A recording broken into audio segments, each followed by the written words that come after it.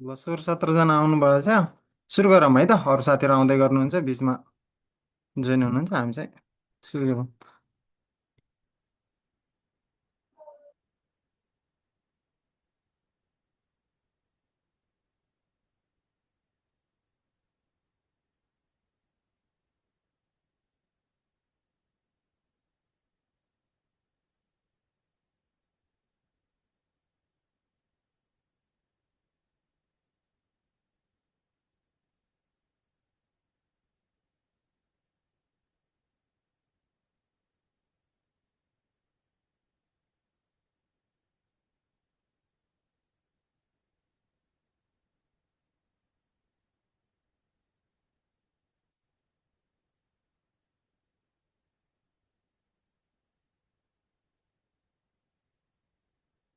Screen share भएछ सबैजनालाई?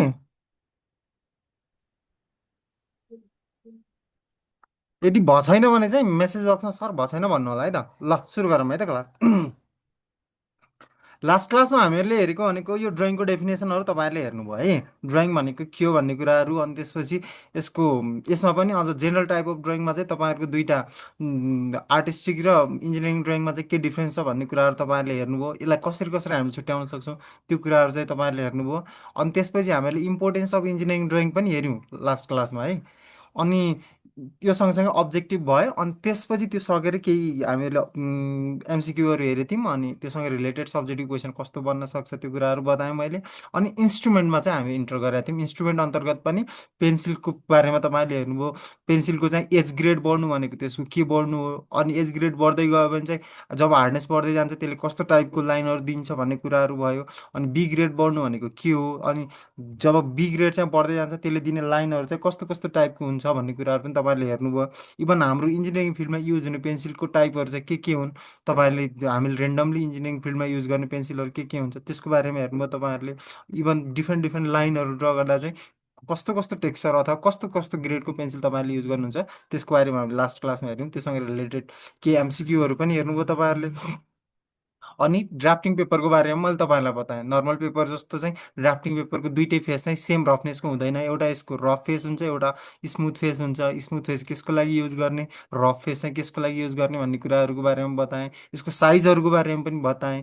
यसको नेचर पनि बताएँ मैले। यसको विथ र लेन्थ अथवा विथ र हाइटको चाहिँ रेसियो कस्तो हुन्छ। अनि तपाईँहरूको मैले अर्को कुरा भनेको थिएँ तपाईँहरूलाई, ड्रइङ पेपरलाई चाहिँ यदि ए नट ड्रइङ पेपरलाई तपाईँले बिचबाट आधा गरेर आधा गर्नुभयो भने चाहिँ त्यो के हुन्छ त, ए वान भन्छ। ए वानलाई चाहिँ बिचबाट दुईवटा आधा बनाउनु भयो भने के हुन्छ त, त्यो दुईवटा ए टू बन्छ। त्यस्तै ए टूलाई चाहिँ बिचबाट दुईवटा आधा गर्नुभयो भने के हुन्छ त, दुईवटा ए थ्री हुन्छ। मैले यसरी भने जति पेपरलाई आधा आधा गर्दै जानु हो भने त्यसको के हुन्छ त, ग्रेड बढ्दै जान्छ, साइज के हुन्छ घट्दै जान्छ भन्ने कुराहरू मैले तपाईँहरूलाई लास्ट क्लासमा बताएँ। अनि लास्ट क्लासमा एउटा छुटेको जस्तो लागेको है तपाईँहरूलाई। एउटा चाहिँ है अलि सोध्ने क्वेसनहरू मध्ये पर्छ, कहिलेकाहीँ सोधा छ है त्यो क्वेसन है। मोस्टली युज पेपर साइज भनेर के, mostly use size of paper. Mostly use paper size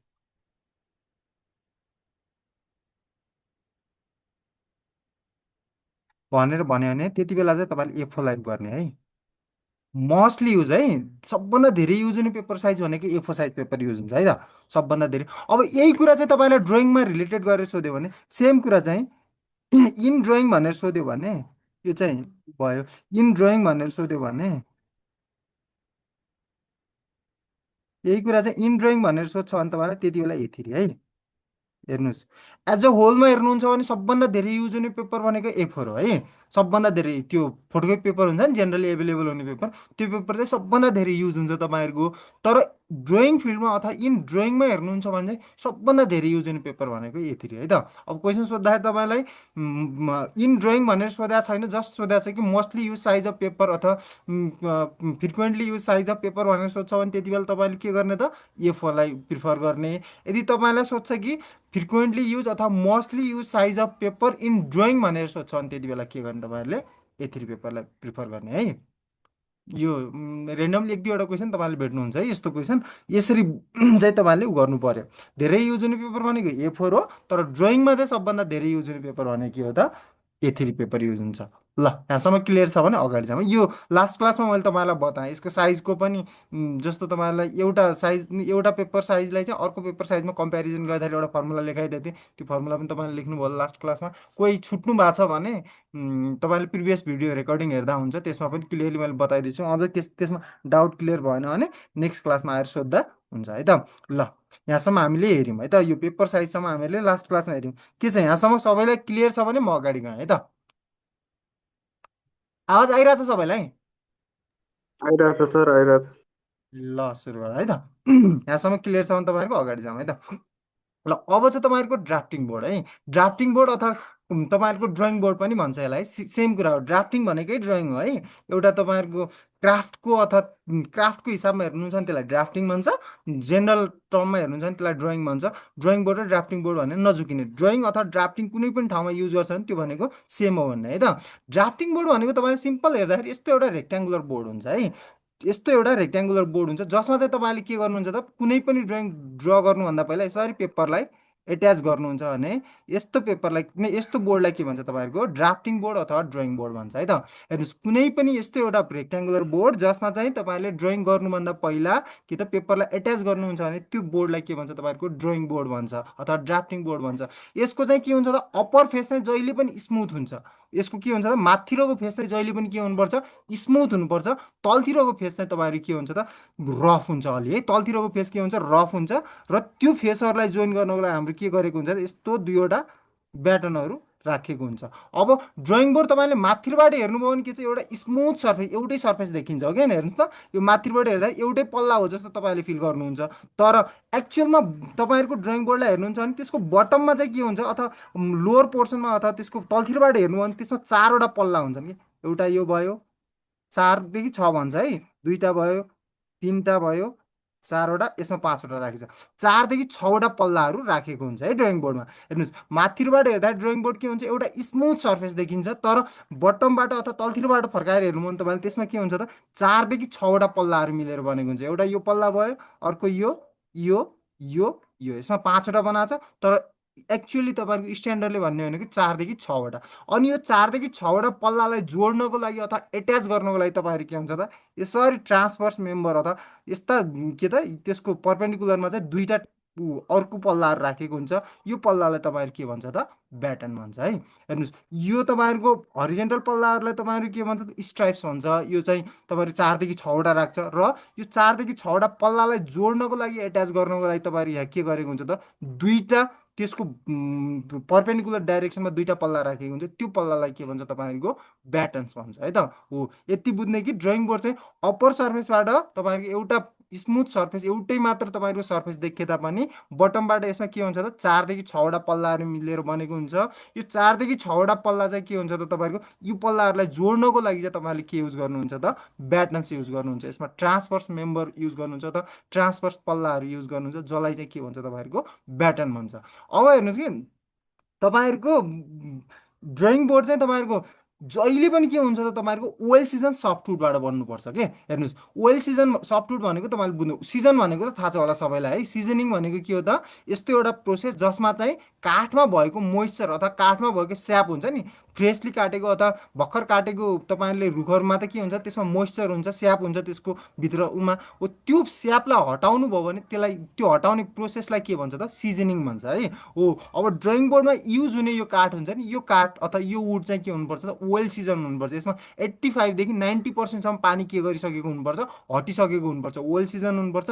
र वुड पनि के हुनुपर्छ त तपाईँहरूको एकदम सफ्ट वुड हुनुपर्छ है। वुड पनि के हुनुपर्छ, सफ्ट वुड हुनुपर्छ। अब तपाईँले वेल सिजन भनिसकेपछि पानी त हटाउनु पऱ्यो, किनभने त्यसमा पेपर तपाईँले एट्याच गर्दाखेरि पेपर त भिज्नु भएन, त्यो त भयो। अब सफ्ट वुड किन हुनुपर्छ भन्दाखेरि जहिले पनि ड्रइङ बोर्डमा तपाईँले पेपर एट्याच गर्दाखेरि, जहिले पनि एउटा ठाउँमा तपाईँले यसरी पेपर राख्दाखेरि अब हामीले त धेरै जसो के गर्छौँ त, यसरी टेप लगाउँछौँ कि होइन, यसरी टेपले के गर्छौँ, टाल्छौँ ड्रइङ गर्दाखेरि। तर कहिलेकाहीँ के हुन्छ, तपाईँले यो ठाउँमा पिनले पनि के गर्नुहुन्छ त, एट्याच गर्नुहुन्छ कि। पिन भनेको तपाईँहरूको मेटल पिनहरू हुन्छ, त्यसले पनि के गर्नुपर्छ, एट्याच गर्नुपर्छ। अब हार्डवुड भयो भने त त्यसमा पिन चुप्छ त, चुप्दैन, सजिलैसँग चुप्दैन, किनभने हार्डवुड यति हार्ड हुन्छ कि त्यसमा चाहिँ पिनहरू, इभन तपाईँहरूको काँटीहरू हान्दाखेरि पनि हतौडाले धेरै हान्नुपर्छ। अब हातले चुपाउँदाखेरि त तपाईँले के गर्नु पऱ्यो त, एकदम सफ्टवुड चाहिन्छ हो। त्यो भएको कारणले ड्रइङ बोर्ड चाहिँ जहिले पनि के हुनुपर्छ त, वेल सिजन सफ्टवुडबाट नै बन्नुपर्छ है। यसमा ध्यान दिनुपर्ने कुराहरू के हो त, ड्रइङ बोर्ड चाहिँ जहिले पनि माथिबाट एउटा स्मुथ सर्फेस देखे तापनि बटमबाट अथवा त्यसलाई बटम फर्काएर हेर्दाखेरि के हुन्छ त, त्यसमा 4 देखि 6वटा पल्लाहरू मिलेर बनेको हुन्छ। एउटा पोइन्ट यो याद गर्ने। अर्को पोइन्ट भनेको के याद गर्ने, तपाईँहरूको ड्रइङ बोर्ड चाहिँ तपाईँहरू के हुनुपर्छ त, वेल सिजन सफ्टवुडबाट बनेको हुनुपर्छ। वेल सिजन सफ्टवुडबाट, वेल सिजन भनेको त्यसबाट पानी चाहिँ पर्याप्त मात्रामा हट्नु पर्यो। जेनरली 85 देखि 90% भन्छ। अब त्यो रेन्जमा चाहिँ पानी हटेको हुनु पर्यो। अर्को भनेको के त तपाईँहरूको, यो चाहिँ सफ्टवुड हुनु पर्यो, किनभने यसमा चाहिँ तपाईँले पेपर एट्याच गर्दाखेरि पिन युज गर्नुभयो भने पिन चाहिँ के हुनु पर्यो त, सजिलैसँग ड्रइङ बोर्डभित्र के हुनु पर्यो त, जानु पर्यो, अथवा सजिलैसँग ड्रइङ बोर्डभित्र चुब्नु पर्यो, अथवा त्यसमा चाहिँ एट्याच गर्न सक्नु पर्यो। अब हेर्नुहोस् कि ड्रइङ बोर्डलाई तपाईँले हेर्नुहुन्छ भने हेर्नुहोस्, तपाईँले नर्मल्ली युज हुने ड्रइङ बोर्डमा यो कुराहरू धेरै म्याटर गर्दैन। तर एकदम सोफिस्टिकेटेड ड्रइङ बोर्डहरू हेर्नुहुन्छ भने त्यसको एउटा एज हो कि, जस्तो हेर्नुहोस् है, यो एउटा एज भयो ड्रइङ बोर्डको, यो एउटा एज भयो है। यो अब त यो त टप र बटम भयो, यो त टप र बटम भयो। अनि यो एउटा एज भयो, यो एउटा एज भयो। दुईवटा एजहरू मध्ये हेर्नुभयो भने एउटा एजमा चाहिँ के हुन्छ तपाईँहरूको, एउटा तपाईँहरूको हार्ड तपाईँहरूको ब्ल्याकवुड राखिएको हुन्छ है, हार्ड ब्ल्याकवुड राखिएको हुन्छ, जसको काम भनेको के हुन्छ, त्यसले एउटा स्मुथ सर्फेस प्रोभाइड गर्छ। कति बेला त तपाईँहरूको यो ठाउँमा चाहिँ अरू इन्स्ट्रुमेन्टहरू एट्याच गर्दाखेरि तपाईँलाई स्मुथ सर्फेस प्रोभाइड गर्छ भने यो तपाईँहरूको एजलाई के भन्छ, इबोनी एज भन्छ अथवा वर्किङ एज भन्छ है। यो तपाईँहरूको एजलाई के भन्छ, इबोनी एज भन्छ। इबिओएनवाई, इबोनी पनि भन्छ अथवा वर्किङ एज भन्छ। अगाडि पछाडि क्वेसनमा यसको बारेमा छ नै है। इबोनी एज अथवा वर्किङ एज भन्छ, जो चाहिँ के हुन्छ त तपाईँको, इबोनी भन्ने बित्तिकै एउटा हार्ड तपाईँहरूको ब्ल्याकवुड हुन्छ है, जो चाहिँ के हुन्छ त एकदम स्मुथ हुन्छ कि तपाईँहरूको, मतलब त्यसमा चाहिँ तपाईँहरू कुनै बुहरू जस्तै यसमा टी स्केल राख्नुभयो भने तपाईँले टी स्केल चाहिँ सजिलैसँग तलमाथि के गर्न सक्नुहुन्छ, तपाईँले मुभ गराउन सक्नुहुन्छ भने त्यो एजलाई के भन्छ, तपाईँहरूको ड्रइङ बोर्डको वर्किङ एज भन्छ। जेनरली ड्रइङ बोर्डको वर्किङ एज भनेको left side of drawing board हुन्छ है त। जेनरली चाहिँ ड्रइङ बोर्डको वर्किङ एज भनेको लेफ्ट साइड अफ ड्रइङ बोर्डलाई के भन्छौँ हामीले, वर्किङ एज भन्छौँ अथवा इबोनी एज भन्छौँ है, नजुकिने। जेनरली इबोनी भन्ने बित्तिकै तपाईँको एउटा हार्ड ब्ल्याकवुड हुन्छ, त्यो चाहिँ यति स्मुथ हुन्छ कि तपाईँहरूलाई यदि ड्रइङ बोर्डमा चाहिँ तपाईँले टी स्केल एट्याच गर्दै हुनुहुन्छ भने टी स्केललाई चाहिँ तलमाथि सिफ्ट गर्नलाई त्यसले के गर्छ त, हेल्प गर्छ भने त्यो एजलाई के भन्छ तपाईँहरूको, इबोनी एज अथवा working edge of drawing board भन्छ। Generally working edge of drawing board के हुन्छ त, यसमा चाहिँ यहाँ राख्दाखेरि चाहिँ राइट साइडमा राखेछ, एक्चुअलमा उसले हेरेको चाहिँ यो साइडबाट होला, त्यो भएर राइट साइडमा राखेछ। तर एक्चुअलमा चाहिँ लेफ्ट साइड अफ ड्रइङ बोर्डलाई चाहिँ हामीले के भन्छौँ, इबोनी एज अथवा वर्किङ एज भन्छौँ है। लेफ्ट साइड अफ ड्रइङ बोर्डलाई इबोनी एज अथवा वर्किङ एज भन्छौँ, जसमा चाहिँ यहाँ हेर्न सक्नुहुन्छ तपाईँले, यतापट्टि भन्दा यतापट्टि चाहिँ एउटा थोरै ब्ल्याक स्ट्राइपको चाहिँ, थोरै ब्ल्याक वुडको चाहिँ स्ट्राइप बाहिर निस्केको हुन्छ कि यसमा, त्यो वुडलाई चाहिँ एट्याच गरेको हुन्छ है। त्यो सबै ब्ल्याक वुडको बनाए हुन्न कि, जस्ट एउटा स्ट्राइप मात्रै त्यहाँनिर के गरिदिएको हुन्छ, राखिदिएको हुन्छ, र त्यो एकदम स्मुथ स्ट्राइप हुन्छ। यसमा चाहिँ तपाईँले के गर्न सक्नुहुन्छ, सजिलैसँग के त, यसरी यो टी स्केल राखेर चाहिँ, यस्तो तपाईँहरू टी स्केल छ भने यो टी स्केललाई चाहिँ सजिलैसँग तलमाथि मुभ गराउन सक्नुहुन्छ भने यो एजलाई चाहिँ तपाईँहरू के भन्छ त, working edge of drawing board भन्छ। जेनरली चाहिँ तपाईँहरूको left side of drawing board तपाईँहरू के हुन्छ त, working edge of drawing board हुन्छ है। Left side of drawing board के हुन्छ, working edge of drawing board हुन्छ। अब यसको साइजको हिसाबमा हेर्नुहुन्छ, यहाँ त्यही कुरा लेखेको छ है। ड्रइङ बोर्ड भनेको फ्ल्याट रेक्ट्याङ्गुलर बोर्ड हो, जो चाहिँ के त, ड्रइङ गर्दाखेरि चाहिँ ड्रइङ पेपरलाई हामीले एट्याच गर्न युज गर्छौँ। र यो चाहिँ बन्दाखेरि के भन्छ त, 4 देखि 6वटा स्ट्राइपले बनेको हुन्छ। मैले भने माथिबाट हेर्दा एउटै देखिन्छ, माथिबाट हेर्दा स्ट्राइप देखिन्न, एउटै सर्फेस देखिन्छ, तर बटमबाट हेर्नु भने 4 देखि 6वटा स्ट्राइप मिलेर बनेको हुन्छ।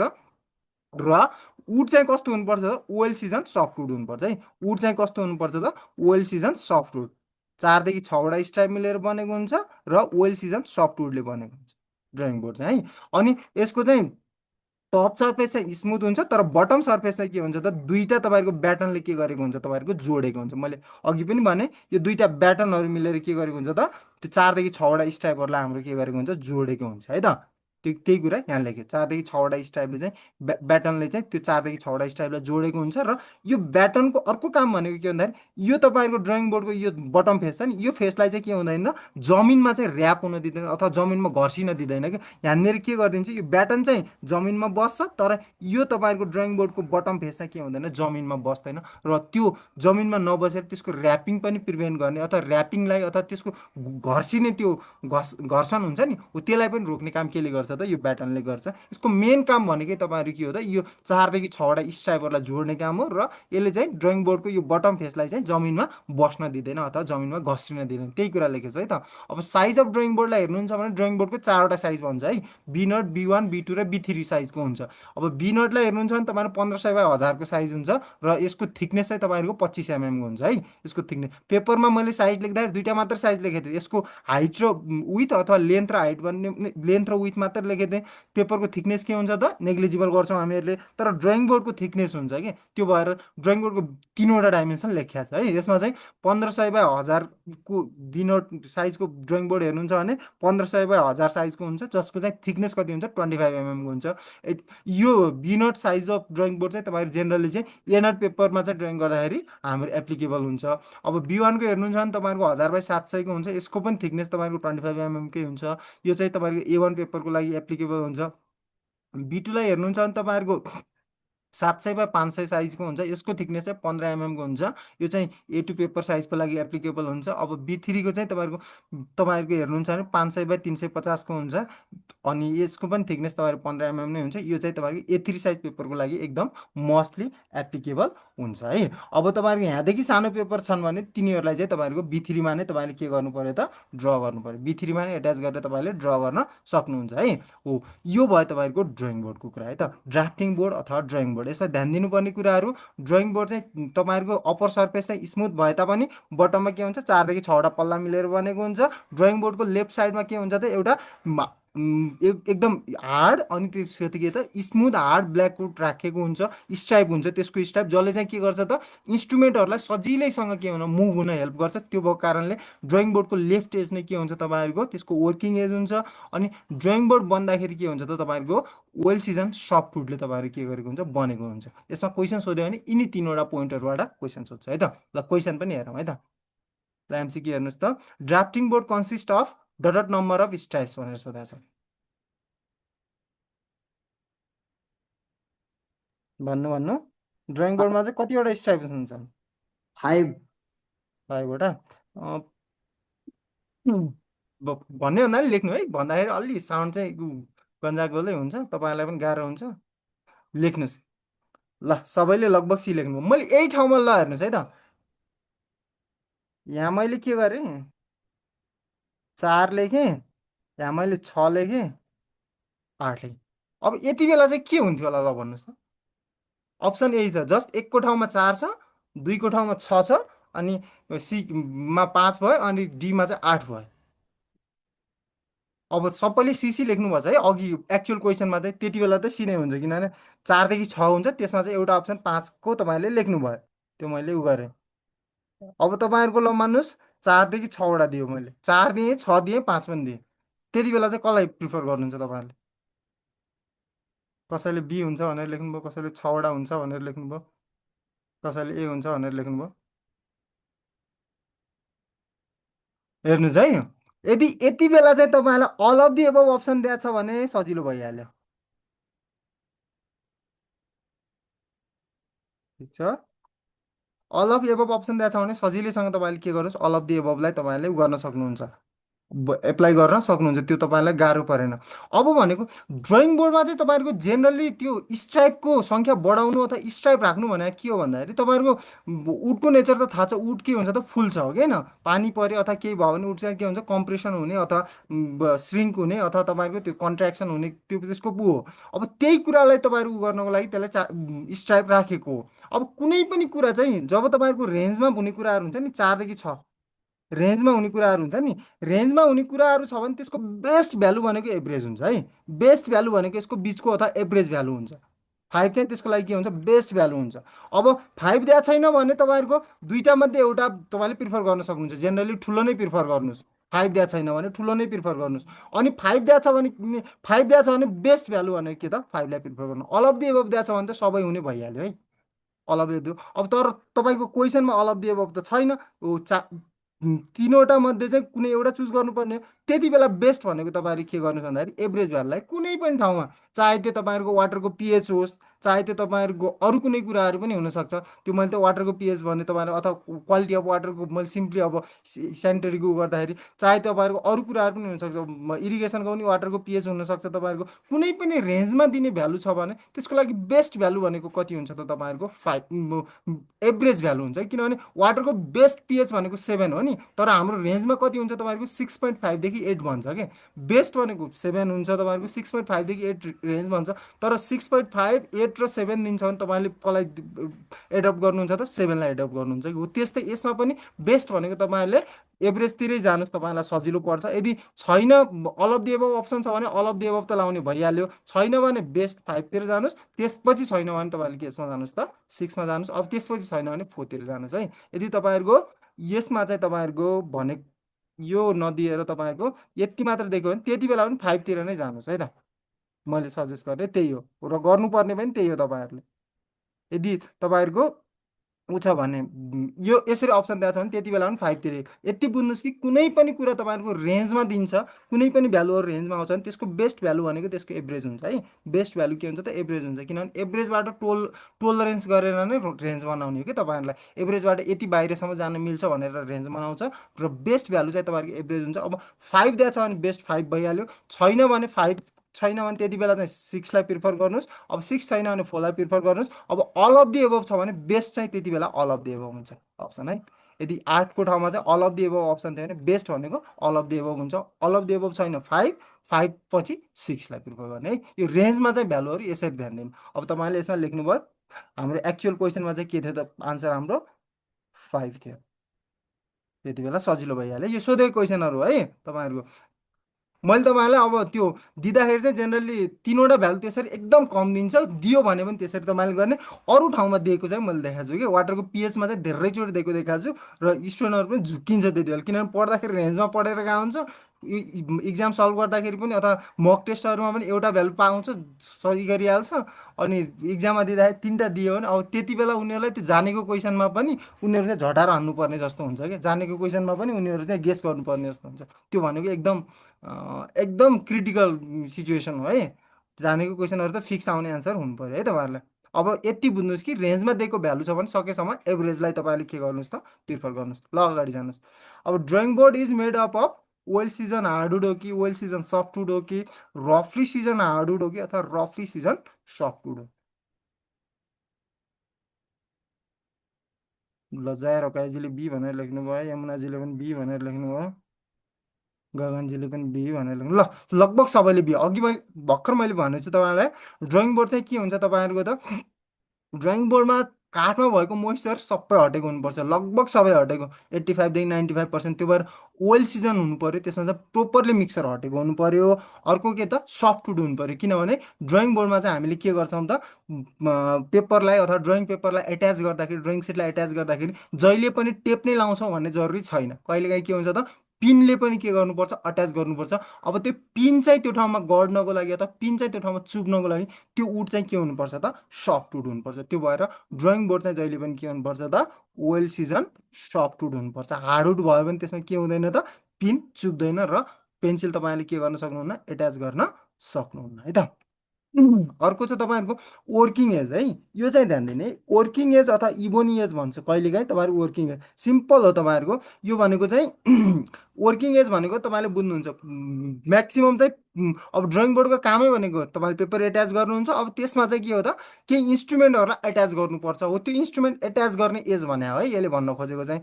अनि इबोनी एज भनेको चाहिँ त्यो एट्याच गर्ने ठाउँमा चाहिँ तपाईँहरू के हुन्छ, त्यो एजमा चाहिँ के हुन्छ त? एउटा ब्ल्याक अथवा ब्ल्याक हार्डवुड राखेको हुन्छ कि, त्यसमा चाहिँ अलिक डार्क टाइपको हार्डवुड राखेको हुन्छ। त्यो वुड चाहिँ एकदम स्मुथ हुन्छ, जसको कारणले के त? तपाईँहरूको त्यसमा चाहिँ राम्रोसँग सजिलैसँग के त? तपाईँहरूको इन्स्ट्रुमेन्टहरू तपाईँले मुभ गर्न सक्नुहुन्छ भने त्यो एजलाई चाहिँ तपाईँहरूको इबोनी एज भन्छ अथवा वर्किङ एज भन्छ।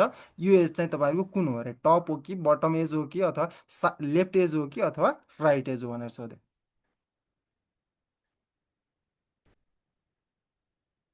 ल हाम्रो जयाजीले पनि सी भनेर लेख्नुभयो, गगनजीले पनि सी भनेर, यमुनाजीले लगभग लगभग सबैले अञ्जलजीले पनि सी ल लगभग सबैले सी बुझ्नुभएको छ है, किनभने working edge of drawing board अथवा ebony edge of drawing board भन्ने बित्तिकै त्यति बेला के गर्नु त लेफ्ट एज भनेर भन्ने, जसमा चाहिँ के हुन्छ तपाईँहरूको एकदम स्मुथ बनाइएको हुन्छ, त्यसमा चाहिँ एउटा स्ट्रङ हार्डवुड राखेर चाहिँ त्यो एजलाई के गरेको हुन्छ त एकदम स्मुथ बनाइएको हुन्छ, जसको कारणले चाहिँ सजिलैसँग तपाईँहरूले इन्स्ट्रुमेन्टहरू के गर्न सक्नुहुन्छ त मुभ गर्न सक्नुहुन्छ र तपाईँहरूले चाहिँ चाहेको ठाउँमा इन्स्ट्रुमेन्टलाई के गर्न सेट गर्न सक्नुहुन्छ भने त्यो एजलाई चाहिँ तपाईँहरूको इबोनी एज अथवा वर्किङ एज भन्छ। यो भनेको कुन हो तपाईँहरूको left edge of drawing board हो है त। ल यहाँसम्म क्लियर भयो भने अगाडि जाऊँ है त।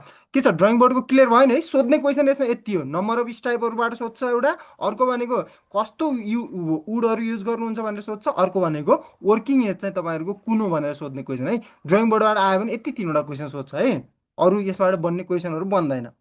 जेनरली मैले तपाईँलाई सबै इन्स्ट्रुमेन्टहरूको इभन हरेक टपिकहरू पढाउँदाखेरि चाहिँ लगभग लगभग तपाईँहरूको त्यसबाट बन्ने सबै क्वेसनहरू कभर अप गर्छु है, कि लगभग छुट्दैनन्। अब कहिलेकाहीँ चाहिँ एकदम अब त्यो अल्टरै क्वेसन आयो भने चाहिँ अब त्यति बेला त्यो छुट्टै हुन्छ, कहिलेकाहीँ हुन्छ नि कहिले नदेखेको क्वेसन आयो भन्ने जस्तो हुन्छ नि, तर सकेसम्म चाहिँ तपाईँहरूको त्यो टपिकलाई चाहिँ छुने क्वेसनहरू बनेकै हुन्छ है त, बनेकै छ, बनाएको छु मैले। ल अब यो भनेको टी स्केल है, टी स्क्वायर अथवा टी स्केल भनेको है। टी स्क्वायर अथवा टी स्केल पहिला फिगरबाटै हेर्नुहोस्, यस्तो टी सेपको एउटा इन्स्ट्रुमेन्ट हुन्छ है, यस्तो टी सेपको एउटा इन्स्ट्रुमेन्ट हुन्छ जसको काम भनेको के हो त हरिजेन्टल लाइन ड्र गर्न युज गर्छ भने त्यस्तो इन्स्ट्रुमेन्टलाई के भन्नुहुन्छ तपाईँहरूले टी स्केल भन्नुहुन्छ है। हेर्नुहोस् यस्तो इन्स्ट्रुमेन्ट, जो इन्स्ट्रुमेन्ट चाहिँ यस्तो टी सेपको हुन्छ, माथि चाहिँ त्यसको टाउको हुन्छ र टाउको बिचबाट सर तलतिरपट्टि के गएको हुन्छ, यस्तो त्यसको एउटा वेब भन्छ त्यसलाई अथवा ब्लेड भन्छ, यसरी ब्लेड गएको छ भने त्यस्तो इन्स्ट्रुमेन्टलाई चाहिँ के भन्छ तपाईँको टी स्केल भन्छ। यसको मेन काम भनेको के हो त ड्रइङमा तपाईँलाई हरिजेन्टल लाइन ड्र गर्न हामीले के गर्छौँ त युज गर्छौँ। अब टी स्केलको तपाईँहरूको हेर्नुहुन्छ भने यसको यो माथिको टाउको पोर्सन छ नि, यसलाई चाहिँ तपाईँहरूको स्टक भन्छ, र यो तलतिरपट्टिको तपाईँहरूको यसको हरिजेन्टल जुन लाइन तान्ने पोर्सन छ यसलाई चाहिँ तपाईँहरू के भन्नुहुन्छ ब्लेड भन्नुहुन्छ है, यसलाई चाहिँ के भन्नुहुन्छ ब्लेड भन्नुहुन्छ। हो यो स्टक र ब्लेड जहिले पनि के हुन्छ त एकअर्कासँग पर्पेन्डिकुलर हुन्छ, स्टक र ब्लेड जहिले पनि एकअर्कासँग के हुन्छ पर्पेन्डिकुलर हुन्छ, त्यही भएर यसलाई चाहिँ के भन्छ त टी स्क्वायर पनि भन्छ है। स्क्वायर भनेको 90 डिग्री एङ्गल बनाउँछन् यसको दुईवटा कम्पोनेन्टले, त्यो भएको कारणले यसलाई टी स्क्वायर पनि भन्छ। धेरै जसो हामीले पढ्दाखेरि चाहिँ टी स्केल भनेर पढ्छौँ, तर यसलाई चाहिँ टी स्क्वायर भनेर पनि हामीले कति ठाउँमा हेर्न सक्छौँ है। यति बुझ्नुहोस् तपाईँहरूले, टी स्केल भनेको एउटा टी सेपको एउटा इन्स्ट्रुमेन्ट हुन्छ, जो चाहिँ बन्दाखेरि यसको बनेको ऊ हेर्नुहुन्छ भने यो बन्ने भनेको हार्डवुडबाट बन्छ, प्लास्टिकबाट पनि बन्छ, कहिलेकाहीँ मेटलबाट पनि बन्छ है, मेटलबाट पनि बन्छ। र यसमा चाहिँ दुईवटा कम्पोनेन्ट हुन्छ, एउटा स्टक हुन्छ एउटा ब्लेड हुन्छ, मैले अघि पनि देखाएँ तपाईँलाई। यो भयो, यो भनेको तपाईँहरूको स्टक हो, यो तलको भनेको के हो त तपाईँहरूको ब्लेड हो। दुईवटा कम्पोनेन्ट हुन्छ, एउटा स्टक हुन्छ एउटा ब्लेड हुन्छ, र ब्लेडमा र स्टक बिचको एङ्गल कति हुन्छ त 90 डिग्री हुन्छ है त। अब यसको मटेरियलको हिसाबमा हेर्नुहुन्छ भने म्याक्सिमम् प्लास्टिकबाटै बन्छ, धेरै जसो हामीले युज गर्ने प्लास्टिकबाट बन्छ, हार्डवुडबाट पनि बन्छ, फेरि एकदम सोफिस्टिकेटेड तपाईँले हेर्नुहुन्छ भने हार्डवुडबाट बन्छ, एकदम कम कम है। पहिला पहिला बन्दाखेरि मेटलबाट पनि बन्थ्यो, पछि चाहिँ त्यो चाहिँ एकदम हेभी हुन थाल्यो, त्यो भएपछि त्यसलाई चाहिँ के गर्यो ड्रब्याक गर्यो, मेटलको चाहिँ अब हेभी हुन थाल्यो कि एक त आफै पनि टी स्केल के हुन्छ ठुलो इन्स्ट्रुमेन्ट हो, किनभने तपाईँको 1500 mm भनेको लगभग 1.5 मिटर हो नि त, त्यो भनेको ठुलो इन्स्ट्रुमेन्ट हुन्छ, त्यो पनि अब मेटलको बन्यो भने त्यो बोक्न चाहिँ गाह्रो हुन्छ, त्यो भएको कारणले अहिले स्केलहरू पनि हेर्नुहुन्छ भने सकेसम्म मेटलको स्केलहरू के गर्छ ड्रब्याक भइसकेको छ कि, किनभने त्यो हेभी हुन्छ भनेर। अब तपाईँको धेरै जस्तो चाहिँ तपाईँको हार्डवुड र प्लास्टिकको बन्छ, एकदम सोफिस्टिकेटेड वर्कको लागि चाहिँ हार्डवुडको युज हुन्छ, अलिक महँगो हुन्छ हार्डवुडको चाहिँ, अनि जेनरली हामीहरूले युज गर्ने चाहिँ प्लास्टिकको हुन्छ है। यति भन्ने कि एउटा यस्तो टी सेपको इन्स्ट्रुमेन्ट जसको चाहिँ दुईवटा कम्पोनेन्ट बोकेको हुन्छ, एउटा चाहिँ स्टक हुन्छ एउटा ब्लेड, र त्यो दुईवटा बिचको एङ्गल चाहिँ के हुन्छ 90 डिग्री छ भने त्यो इन्स्ट्रुमेन्टलाई के भन्नुहुन्छ त टी स्क्वायर भन्नुहुन्छ। टी स्क्वायरको काम भनेको के हो त तपाईँहरूको हरिजेन्टल लाइन ड्र गर्न युज गर्छ। अब यसले कसरी काम गर्छ भन्दाखेरि तपाईँको हेर्नुहोस् कि यो भनेको तपाईँहरूको ड्रइङ बोर्ड भयो, ठिक छ, यसमा चाहिँ तपाईँले के राख्नुभयो यसरी पेपर राख्नुभयो है, यसरी पेपर यसमा चाहिँ तपाईँले के गर्नुहुन्छ यसरी टी स्केल राख्नुहुन्छ कि अलि यसरी टी स्केल राख्नुभयो। अब चाहिँ के गर्नुहुन्छ तपाईँहरूले त्यो टी स्केलको चाहिँ प्यारलल हुने गरी यसरी लाइन तान्नुहुन्छ है पेपरमा, अनि त्यो टी स्केललाई यहाँ सार्नुभयो, तल सार्नुभयो, अनि यहाँ पनि प्यारल हरिजेन्टल लाइन तान्न सक्नुहुन्छ कि तपाईँहरूले, यसरी लाइन तान्न सक्नुहुन्छ। हो। यसरी चाहिँ तपाईँहरू के हुन्छ, टी स्केल हामीहरूले युज गर्छौँ है। टी स्केलको काम भनेको के हो त तपाईँहरूको, कुनै पनि पेपरमा हरिजेन्टल लाइन तान्न हामीहरूले के गर्छौँ त, टी स्केललाई युज गर्छौँ। अब यसको यसलाई चाहिँ यो तपाईँहरूको जसको टाउको छ नि, टाउको भनेको तलमाथि यसरी सिफ्ट गर्न मिल्छ अथवा यसरी मुभ गर्न मिल्छ। यो स्टकलाई चाहिँ तलमाथि मुभ गर्न मिल्छ र ब्लेडको सहायताले तपाईँहरूले के त लाइन तान्न सक्नुहुन्छ भने त्यस्तो इन्स्ट्रुमेन्टलाई के भन्छ तपाईँहरूको, टी स्केल भन्छ। टी स्केलको अर्को काम भनेको तपाईँहरू के पनि हुन्छ भन्दाखेरि, टी स्केलको अर्को काम भनेको भन्दाखेरि चाहिँ हेर्नुहोस् है, जस्तो तपाईँहरूको यहाँ यसरी तपाईँले ड्रइङ पेपर राख्नुभयो, ड्रइङ पेपर राख्नुभयो भने यो ठाउँमा टी स्केल सेट गर्नुभयो। अब यस्तो हुन्छ, टी स्केलले कहिले पनि भर्टिकल लाइन ड्र गर्ने युज गर्दैनौँ है। यसलाई यहाँ माथिपट्टि सारेर भर्टिकल लाइन ड्र गर्ने भन्ने टी स्केलको काम त कहिले पनि त्यो होइन। अब हामीहरूको अब जुगाडु मान्छेहरू गर्छौँ, त्यो काम चाहिँ कहिले गर्नुहुन्न कि ड्रइङको स्ट्यान्डर्डले त्यो गर्नु चाहिँ भन्दैन तपाईँहरूलाई। अब चाहिँ तपाईँले के गर्नुहुन्छ, यसमा भर्टिकल लाइन ड्र गर्दै हुनुहुन्छ भने तपाईँले के गर्नुहुन्छ त, यसरी यसमा सेट स्क्वायर राख्नुहुन्छ। ठिक छ। अनि सेट स्क्वायरसँग चाहिँ पर्पेन्डिकुलर हुने गरी यसरी लाइन ड्र गर्नुहुन्छ तपाईँ, यसरी सरी यसरी यो माथि लाइन ड्र गर्नुभयो भने हो। यसले चाहिँ के गर्छ त, सेट स्क्वायरको लागि बेस प्रोभाइड गर्ने काम पनि गर्छ है त। सेट स्क्वायर कुन ठाउँमा प्लेस गर्ने अथवा कुन ठाउँमा राख्ने भनेर तपाईँहरूको बेस प्रोभाइड गर्ने काम पनि केले गर्छ त, टी स्केलले गर्छ है। यति याद गर्ने, टी स्केलको मेन काम भनेको के हो त, हरिजेन्टल प्यारलल लाइन ड्र गर्ने युज गर्छ मात्र है। भर्टिकल लाइन ड्र भन्यो भने त्यतातिर हेर्दैन हेर्ने, ती स्केलको काम त्यो हुँदै होइन। जस्ट के हो त, हरिजेन्टल प्यारलल लाइन ड्र गर्ने युज गर्छ। अर्को कुरा के त, तपाईँले यदि भर्टिकल लाइन ड्र गर्दै हुनुहुन्छ भने त्यति बेला सेट स्क्वायर तपाईँले राख्नुपर्छ। त्यो सेट स्क्वायरको लागि तपाईँहरू के त, बेस प्रोभाइड गर्ने काम पनि केले गर्छ त, हाम्रो टी स्केलले नै गर्छ। टी स्केलको पनि अझ कुन पोर्सनले त, ब्लेडले। टी स्केलको पनि अझ कुन पोर्सनले तपाईँहरूको ब्लेडले गर्छ। यो स्टक त तपाईँहरूको जहिले पनि के हुन्छ, वर्किङ एज अफ ड्रइङ बोर्डमा के हुन्छ त, त्यो ठाउँमा एट्याच गरेको हुन्छ, त्यो ठाउँमा के गरिन्छ, फिक्स फिक्स त गरिन्न तपाईँहरूको। त्यो ठाउँमा चाहिँ के गर्नुभएको हुन्छ, तपाईँले रिफरेन्स राख्नुभएको हुन्छ। यो स्टकलाई चाहिँ ब्लेड चाहिँ तपाईँहरू के हुन्छ त, ड्रइङ सिटमा जान्छ। ब्लेड चाहिँ के हुन्छ, ड्रइङ सिटमा जान्छ। र त्यो ब्लेडमा पनि तपाईँहरू के त, ब्लेडमा पनि तपाईँले यदि भर्टिकल लाइन ड्र गर्दै हुनुहुन्छ भने सेट स्क्वायर राख्नुहुन्छ। यदि हर्जेन्टल लाइन ड्र गर्दै हुनुहुन्छ भने सजिलैसँग ब्लेडसँग प्यारलल हुने लाइन ड्र गर्नुहुन्छ भने हो। यस्तो इन्स्ट्रुमेन्टलाई के भन्छ, टी स्केल भन्छ। अब टी स्केलको तपाईँहरूको यसको उसलाई हेर्नुहुन्छ भने, यसको साइजको ऊ हेर्नुहुन्छ भने टी स्केल पनि तपाईँहरूको चारवटा साइजमा बन्छ। जेनरली तपाईँको T nought, T one, T two र टी थ्री। टी नट चाहिँ तपाईँहरूको 1500 एमएमको हुन्छ र यसमा टोलरेन्स भनेको 10 एमएमको हुन्छ है। टोलरेन्स भनेको कस्तो भन्नुहुन्छ भने, 1500 एमएमको तपाईँले टी स्केल बनाउनु भयो भने 10 एमएम तलमाथि हुनसक्छ। भन्नुको मिनिङ 1490 एमएमको पनि हुनसक्छ, 1510 एमएमकोसम्म हुनसक्छ भनेको है। त्यसले भने 10 एमएम चाहिँ तलमाथि बन्न सक्छ। यदि तपाईँहरूको टी वान भनेको 1000 एमएमको टी स्केल बनाउनु भयो भने के हुन्छ त तपाईँहरूको 10 एमएम तलमाथि हुनसक्छ। 990 एमएमको पनि हुनसक्छ अथवा 1010 एमएमको पनि हुनसक्छ। यदि टी2को बनाउनु भयो भने 700 एमएमको त्यसको साइज हुन्छ र तपाईँहरूको त्यसमा चाहिँ टोलरेन्स 5 एमएमको हुन्छ। टी3को बनाउनु भयो भने त्यसको साइज चाहिँ तपाईँको 500 एमएमको हुन्छ र त्यसको साइज, त्यसमा चाहिँ टोलरेन्स भनेको 5 एमएमको हुन्छ। अब यसमा चाहिँ हल्का तपाईँको एउटा मैले कुरा भन्न छुटाएँ, हेर्नुहोस् है। यो टी स्केल छ भने तपाईँहरूको टी स्केलको दुइटै साइड चाहिँ ऊ हुन्छ है, एकदम स्मुथ नै हुन्छ। यो माथि स्टक भयो, यो तलको ब्लेड भयो। ब्लेडको चाहिँ एक साइडमा तपाईँहरूको रिडिङहरू हुन्छ कि तपाईँले ध्यान दिनुभयो भने, एक साइडमा चाहिँ रिडिङहरू हुन्छ, अर्को साइडमा रिडिङ हुन्छ। यो रिडिङ भएको साइडलाई के भन्छ तपाईँहरूको, वर्किङ एज भन्छ। रिडिङ भएको साइडलाई के भन्छ त, वर्किङ एज भन्छ। र यो रिडिङ नभएको साइडलाई चाहिँ तपाईँहरू के भन्छ, स्ट्रेट एज भन्छ। एज। अब यो रिडिङ नभएको साइडको हामीलाई त्यति धेरै मतलब छैन। स्ट्रेट एज भन्छ है, एसटिआरएआइजिएसटी, स्ट्रेट एज भन्छ। अब रिडिङ भएको साइड के हुन्छ तपाईँको, वर्किङ एज हुन्छ। वर्किङ एज जहिले पनि के हुन्छ त, right side of T scale हुन्छ है। याद गर्ने, right side of T scale भनेको के हुन्छ, जहिले पनि वर्किङ एज हुन्छ है त। यो कुरा याद गर्ने, यति याद गर्नुहोस्। Right side of T scale भनेको वर्किङ एज हो। टी स्केल जहिले पनि के गर्छ त, हरिजेन्टल प्यारलल लाइन ड्र गर्न युज गर्छौँ हामीले, अथवा हरिजेन्टल लाइन ड्र गर्न हामीले युज गर्छौँ, भर्टिकल लाइन ड्र गर्दैन यसले। र अर्को के काम हुन्छ यसको, सेट स्क्वायरको लागि बेस प्रोभाइड गर्ने काम पनि गर्छ। यहीँ हेर्नुहुन्छ भने यसको चाहिँ के त, यसरी यो ठाउँमा ड्रइङ पेपर छ भने यसमा चाहिँ यसरी हरिजेन्टल लाइन ड्र गर्न पनि यसले युज गर्छौँ हामीले। तर हरिजेन्टल लाइन ड्र गर्न पनि युज गर्छौँ। यदि यही ठाउँमा तपाईँले भर्टिकल लाइन ड्र गर्दै हुनुहुन्छ भने यो ठाउँमा यसरी उ राखेर, सेट स्क्वायर राखेर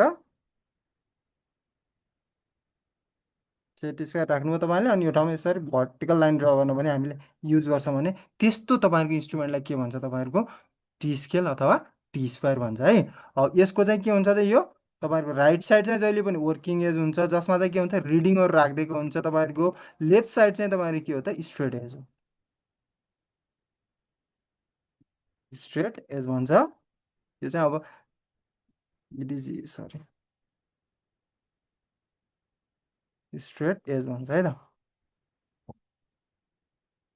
अब यो चाहिँ हामीलाई त्यति धेरै जरुरत पर्दैन, तर यसको वर्किङ एज चाहिँ तपाईँहरूको क्वेसन सोध्छ है। वर्किङ एजमा चाहिँ तपाईँहरूको डाइमेन्सनहरू हुन्छ जो चाहिँ के हुन्छ त टी स्केलको राइट साइडमा प्लेस गरिरहेको हुन्छ। यसको काम भनेको के त हरिजेन्टल प्यारल लाइन ड्र गर्ने युज गर्छ, र यदि भर्टिकल लाइन ड्र गर्नु छ भने त्यति बेला सेट स्क्वायर सेट गर्दाखेरि सेट स्क्वायरको बेस पनि के गर्छ त प्रोभाइड गर्छ है त। त्यही कुरा अब हेरौँ एमसिक्यू हेर्नु त। T square is use to draw horizontal line vertical line incline send rend, त्यो मतलब योबाट सोध्ने रेन्डम क्वेसनहरू मध्ये पर्छ है यो। टी स्केल चाहिँ अथवा टी स्क्वायर चाहिँ कुन लाइन ड्र गर्ने युज गर्छ ल। जायरो गाईजीले चाहिँ ए भनेर भन्नुभयो, गगनजीले पनि ए भनेर भन्नुभयो, यमुनाजीले पनि ए भनेर, लगभग सबैले सर ए अलिक भनेर। पछाडि ब्याक गरिदिनु न सर, एकछिन म त्यस्तो पोइन्ट बुझिएन सर। हजुर थर्ड पोइन्ट बुझेन भन्नुभयो। हजुर हजुर सर, एकछिन ल बताइदिनु न सर। म क्लियर गरिदिन्छु है त। ल हेर्नुहोस् है, थर्ड पोइन्टमा लेख्न चाहिँ नलाग्नु है यो कुराहरू, मैले नोट पठाइदिइरहेको छु तपाईँले पाउनुहुन्छ। ल हेर्नुहोस् है, थर्ड पोइन्ट भनेको के भनेको छ भन्दाखेरि हेर्नुहोस् कि यसमा यसरी एउटा ड्रइङ बोर्ड राख्नुभयो हो तपाईँहरूले, ड्रइङ बोर्डभित्र एउटा ड्रइङ सिट राख्नुभयो, ठिक छ। अब तपाईँहरूले यसमा चाहिँ के गर्नुहुन्छ त टी स्केल यहाँ बाहिर सेट गर्नुहुन्छ, यसरी टी स्केल सेट गर्नु। टी स्केलको यो स्टक भन्ने पोर्सन छ नि, यसको टाउको भनेको चाहिँ के हो त स्टक हो। यो स्टकको काम के हो भन्दाखेरि यसलाई तलमाथि मुभ गराउने कि। यसको यो ड्रइङ बोर्डको वर्किङ एज छ नि, यो ड्रइङ बोर्डको वर्किङ एज, वर्किङ एजमा चाहिँ तलमाथि मुभ गराउने काम केले गर्छ त स्टकले गर्छ। स्टक त्योमा चाहिँ उ गरेको एट्याच गरेको हुन्छ, त्यसलाई चाहिँ तलमाथि मुभ गराउन सक्छौँ हामीले यसरी, जहाँनिर लाने त्यहाँनिर चाहिँ मुभ गराउँछौँ। अनि ब्लेडको काम भनेको के हो भन्दाखेरि ब्लेडमा चाहिँ तपाईँहरूको डाइमेन्सन लेखिएको हुन्छ, त्यसमा तपाईँले हरिजेन्टल लाइन ड्र गराउने हेल्प गर्छ तपाईँहरूलाई। अर्को भनेको के त यदि भर्टिकल लाइन ड्र गर्दै हुनुहुन्छ भने त्यसमा चाहिँ भर्टिकल लाइन ड्र गर्नको लागि यसरी सेट स्क्वायर सेट गर्न पनि हेल्प गर्छ कि तपाईँहरूलाई। सेट स्क्वायर यसरी राख्नु पऱ्यो भने त्यसको लागि बेस प्रोभाइड गर्छ। कुन ठाउँमा सेट स्क्वायर प्लेस गर्ने त्यो त थाहा हुनु पऱ्यो तपाईँहरूलाई, हो त्यसको लागि बेस पनि प्रोभाइड गर्छ। अब सेट स्क्वायर राख्नुभयो भने त्यसमा तपाईँले के गर्न सक्नुहुन्छ त भर्टिकल लाइन ड्र गर्न सक्नुहुन्छ हो यसरी है।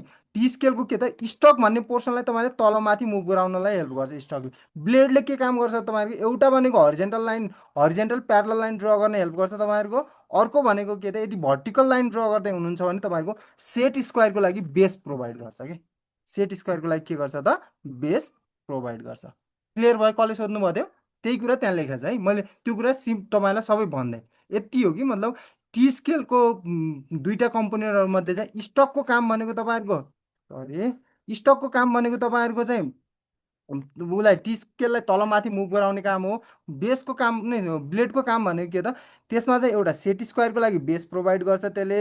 अर्को भनेको के हो त हरिजेन्टल प्यारल लाइन ड्र गर्न हेल्प गर्छ है। यो भनेको के हो त टी स्क्वायरको काम। यो कामै भनेको टी स्क्वायरको कामै भनेको यति हो क्या, एउटा सेट स्क्वायरको लागि बेस प्रोभाइड गर्ने, अर्को मेन काम भनेको हरिजेन्टल प्यारल लाइन ड्र गर्ने। क्लियर भयो, कसले सोध्नु भयो त्यो? हजुर सर क्लियर भयो, थ्याङ्क यू सर। ल अगाडि जाऊँ है त। ल ल यो क्वेसन हेर्नुभयो सबैले है, सबैले ए लेख्नुभयो। टी स्केल भन्ने बित्तिकै तपाईँहरूको दिमागमा के आउनु पर्यो त हरिजेन्टल प्यारल लाइन ड्र गर्छ, भर्टिकल लाइन यसले ड्र गर्दैन, इन्क्लाइन लाइन त ड्र गर्ने कुरै भएन। के गर्छ त हरिजेन्टल प्यारल लाइन ड्र गर्छ है यसले। अर्को क्वेसन हेर्नुहोस्, the working edge of T scale. T स्केलको चाहिँ वर्किङ एज चाहिँ कुन हो अरे, टप एज अफ स्टक हो कि बटम एज अफ स्टक हो कि लेफ्ट एज अफ ब्लेड हो कि अथवा राइट एज अफ ब्लेड हो। ल यमुनाजीले सी भन्नुभयो, लेफ्ट एज अफ ब्लेड भनेर भन्नुभयो। अरू अरू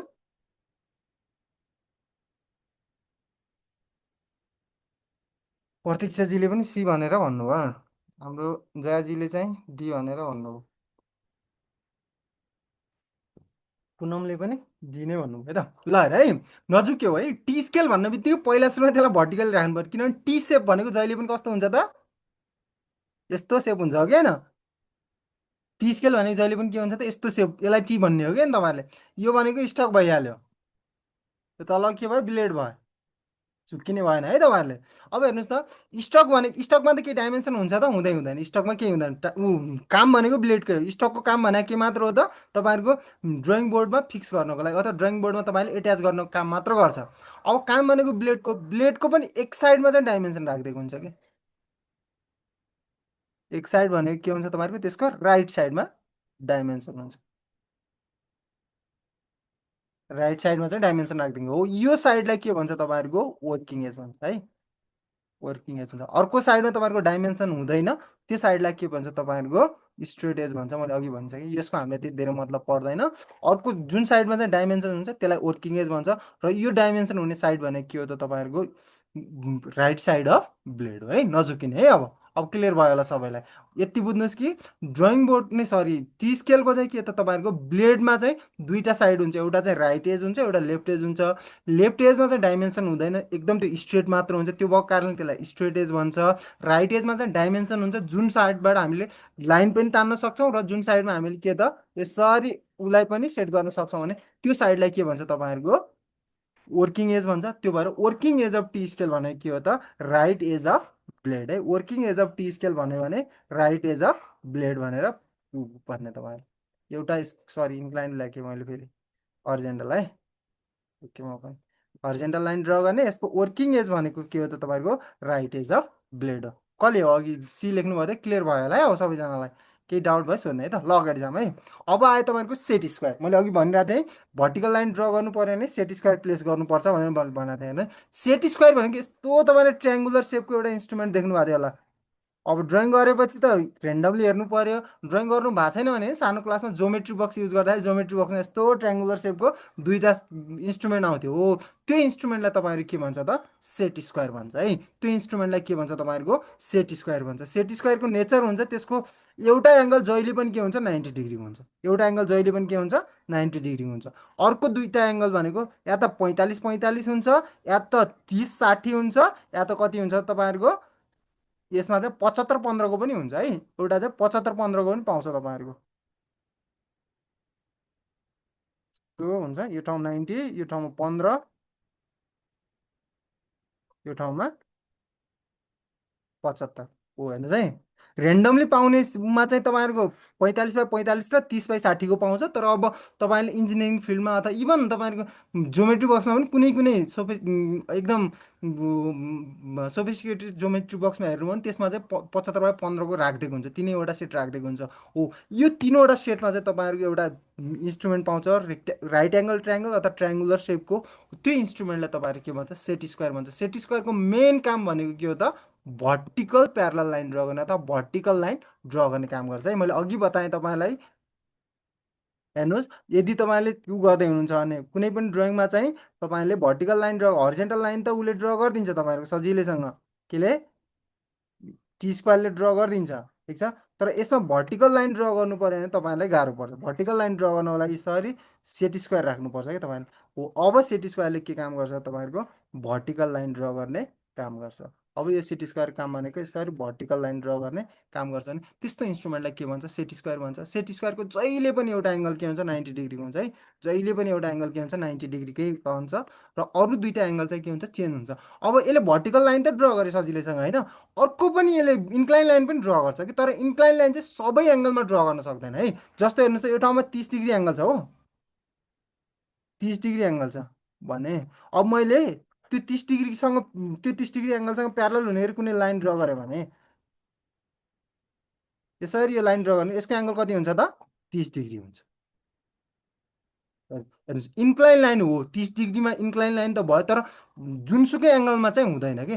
अब हेर्नुहोस् त त्यो ठाउँमा 15 डिग्री छ भने 15 डिग्री छ भने यो एङ्गल कति हुन्छ त 15 डिग्री हुन्छ। यो ठाउँमा तपाईँहरू 45 डिग्री छ भने यो एङ्गल कति हुने भयो त 45 डिग्रीको हुने भयो। यसरी चाहिँ तपाईँको जुन जुन साइजको अथवा जुन जुन उसको त्यसको इन्क्लाइन साइडको एङ्गल चाहिँ जति जति छ त्यो इन्क्लिनेसनमा चाहिँ त्यसले लाइन चाहिँ ड्र गर्छ, इन्क्लाइन लाइन पनि। तर सबै इन्क्लाइन जस्तो 1 डिग्रीमा इन्क्लाइन लाइन ड्र गर्न सक्दैन कि सेट स्क्वायरले। सेट स्क्वायरले ड्र गर्ने लाइन भनेको के हो त तपाईँहरूको, भर्टिकल लाइन त ड्र गर्छ नै गर्छ, यसको मेन काम भनेको भर्टिकल लाइन ड्र गर्ने हो। तर इन्क्लाइन लाइन पनि ड्र गर्छ, तर कति डिग्री एङ्गलमा ड्र गर्छ भन्दाखेरि इन्क्लाइन लाइन तपाईँहरूको हेर्नुहोस् 15 डिग्रीमा गर्न सक्छ, इन्क्लाइन लाइन 15 डिग्रीमा गर्न सक्छ। अर्को भनेको 30 डिग्रीमा पनि गर्न सक्छ, अर्को भनेको 45 डिग्रीमा पनि गर्न सक्छ, 60मा 75मा पनि गर्छ, 90मा पनि गर्छ। 90 भनेको पर्पेन्डिकुलर भइहाल्यो, 105 डिग्रीमा पनि गर्छ। त्यस्तै तपाईँको 15को मल्टिपलमा जति जति एङ्गल बन्छ नि, जस्तो 15, 30, 45, 60, 75, तपाईँहरूको 90 भयो, 105 डिग्री भयो, 120 डिग्री भयो, 135 डिग्री, 15को मल्टिपलमा जति जति एङ्गल आउँछ त्यो सबै एङ्गलमा चाहिँ यसले लाइन ड्र गर्न सक्छ, इन्क्लाइन लाइन है। त्यो सबै एङ्गलमा इन्क्लाइन लाइन ड्र गर्न सक्छ। तर यसले के गर्न सक्दैन त, 1 डिग्रीमा गर्न सक्दैन, 10 डिग्रीमा गर्न सक्दैन, 20 डिग्रीमा गर्न सक्दैन, हरेक एङ्गलमा चाहिँ इन्क्लाइन लाइन ड्र गर्न सक्दैन सेट स्क्वायरले। तर के त तपाईँहरूको 15को मल्टिपलमा आउने जति जति एङ्गल छ त्यो सबै एङ्गलमा चाहिँ यसले के गर्छ त, लाइन ड्र गर्न सक्छ, इन्क्लाइन लाइन पनि। तर यसको मेन काम भनेको के हो त, भर्टिकल लाइन ड्र गर्ने काम हो है। सिम्पल बुझ्ने तपाईँहरूको यस्तो एउटा ट्रायङ्गुलर सेपको इन्स्ट्रुमेन्ट जो चाहिँ बन्दाखेरि केसबाट बन्छ, हार्डवुडबाट अथवा टिनबाट, मेटलबाट पनि बन्छ तपाईँहरूको, अथवा प्लास्टिकबाट बन्छ। र यसको काम भनेको के हो त, भर्टिकल प्यारलल लाइन ड्र गर्न त्यसको यो इन्स्ट्रुमेन्ट बनाइन्छ भने यो इन्स्ट्रुमेन्टलाई के भन्छ तपाईँहरूको, सेट स्क्वायर भन्छ। सेट स्क्वायरले के गर्छ त, इन्क्लाइन लाइन पनि ड्र गर्छ। तर इन्क्लाइन लाइनको एङ्गल कति हुन्छ, 15 डिग्री हुन्छ, 30 डिग्री, 45, र यस्तै 60, 75 हुँदै 15को मल्टिपलमा जति जति एङ्गल बन्छ त्यो सबै एङ्गलमा यसले के गर्छ त, लाइन ड्र गर्ने काम गर्छ है त। अर्को पोइन्ट भनेको set square is use to divide entire circle into 4, 6, 8, 12 and 24 number of equal segment. यो भनेको के हो, यसको बारेमा बुझ्नु है। ल हेर्नुहोस् त, एउटा यो सर्कल मैले ड्र गरेँ, यो सर्कल छ है,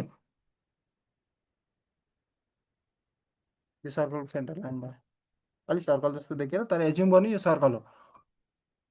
अब हेर्नुहोस् त, मैले यो ठाउँमा के गरेँ, एउटा 45/45को सेट स्क्वायर राखेँ, यहाँनिर यसरी सेट स्क्वायर राखेँ, ठिक छ। सेट स्क्वायरको यो एङ्गल कतिको हुन्छ तपाईँहरूको, 90 डिग्रीको हुन्छ। यो एङ्गल नमान्नु 45 डिग्रीको छ, 45 डिग्रीको भयो। अब यो 45 डिग्रीसँग प्यारलल हुने गरी मैले यहाँ के गरेँ त, लाइन तानेँ, यसरी लाइन तान्यो भने अब यो एङ्गल कति हुन्छ त, 45 डिग्रीको हुन्छ, ठिक छ। तपाईँहरूले यो 45 डिग्री हो। अब यो सेट स्क्वायरलाई उठाएर मैले माथि राखेँ, फेरि यो सेट स्क्वायरलाई लगेर यहाँ राखेँ, ठिक छ। सरी है, अलिकति त्यो त्यहाँनिर उ भएन।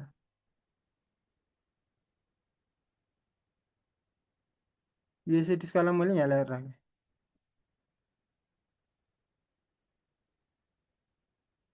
यो 90 डिग्री एङ्गल भयो, यहाँ राखेँ। अब फेरि यहाँबाट खिचेँ, यो एङ्गल पनि कति हुन्छ, 45 डिग्री हुन्छ। यसरी यही सेट स्क्वायरलाई ल्याएर मैले यहाँ राखेँ, 90 डिग्री भयो, यहाँबाट पनि यसरी खिचेँ, यो एङ्गल पनि कति हुन्छ, 45 डिग्री हुन्छ। हो यसरी के त, तपाईँले एउटा सर्कलमा चाहिँ सेट स्क्वायरलाई के त तपाईँले रोटेट गर्दै अथवा मुभ गर्दै के गर्नुहुन्छ, त्यो सर्कललाई के त, यो एउटा सेगमेन्ट भयो सर्कलको, हो कि होइन, ल भन्नुहोस् त। सर्कलको यो एउटा सेगमेन्ट भयो, अर्को सेगमेन्ट यो भयो, अर्को सेगमेन्ट यो भयो।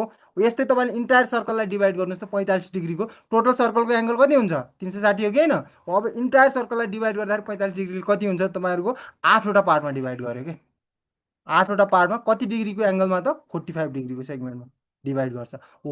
अब यसरी त 45 डिग्रीले 8वटा पार्टमा डिभाइड गर्यो। त्यस्तै तपाईँले यसमा चाहिँ 60 डिग्रीले डिभाइड गर्दाखेरि कति पार्टमा डिभाइड गरेर ल भन्नुहोस् त, टोटल सर्कलको एङ्गल कति हुन्छ, 360। अब 60 डिग्रीले डिभाइड गर्दाखेरि कति पार्टमा डिभाइड गर्छ त, 6 पार्टमा डिभाइड गर्छ। त्यस्तै तपाईँहरूको यो ठाउँमा चाहिँ कतिले 90 डिग्री त अलरेडी 90ले डिभाइड गर्दाखेरि कति पार्टमा डिभाइड गर्छ, 4 पार्टमा डिभाइड गर्यो। अब त्यस्तै 30 डिग्रीले डिभाइड गर्दाखेरि कति पार्टमा डिभाइड गर्छ त, 6 भने 12 पार्टमा डिभाइड गर्यो। अब 15ले डिभाइड गर्दाखेरि कति पार्टमा डिभाइड गर्छ त, 24 पार्टमा डिभाइड गर्यो क्या। यसरी के त तपाईँहरूको एउटा सर्कललाई, इन्टायर सर्कललाई चाहिँ डिफ्रेन्ट डिफ्रेन्ट इक्वल सेगमेन्टमा, त्यो इक्वल सेगमेन्ट कति हुन्छ, 4, 6, 8, 12 र 24वटा इक्वल सेगमेन्टमा डिभाइड गर्न पनि हामीले के युज गर्न सक्छौँ त, सेट स्क्वायर युज गर्न सक्छौँ। अलिकति यो तपाईँलाई बुझ्न गाह्रो भयो होला, फेरि हेर्नुहोस् है, म फेरि भनिदिइरहेको छु। ल हेर्नुहोस् कि, एउटा ल मान्नुहोस् सर्कल छ, एज्युम गर्नुहोस् है, एउटा हामीसँग सर्कल छ। यो सर्कलमा के गर्नुभयो तपाईँहरूले, सेट स्क्वायर ल्याएर राख्नुभयो। यसमा पहिला सेन्टर लाइन ड्र गर्दै मैले सेन्टर लाइन यसरी ड्र गरेँ, बुझ्नुहोस् तपाईँहरूले के फरक पर्दैन। अब यसमा मैले के गरेँ त, सेट स्क्वायर ल्याएर राखेँ, यसरी सेट स्क्वायर ल्याएर राखेँ। यो सेट स्क्वायर एङ्गल यहाँ कति छ 30, यो चाहिँ 90 भयो। यो एङ्गल कति मान्नुहोस् तपाईँले 30 डिग्री मान्नुहोस्। ठिक छ। अब यहाँदेखि मैले के गरेँ त योसँग प्यारलल हुने लाइन खिचेँ।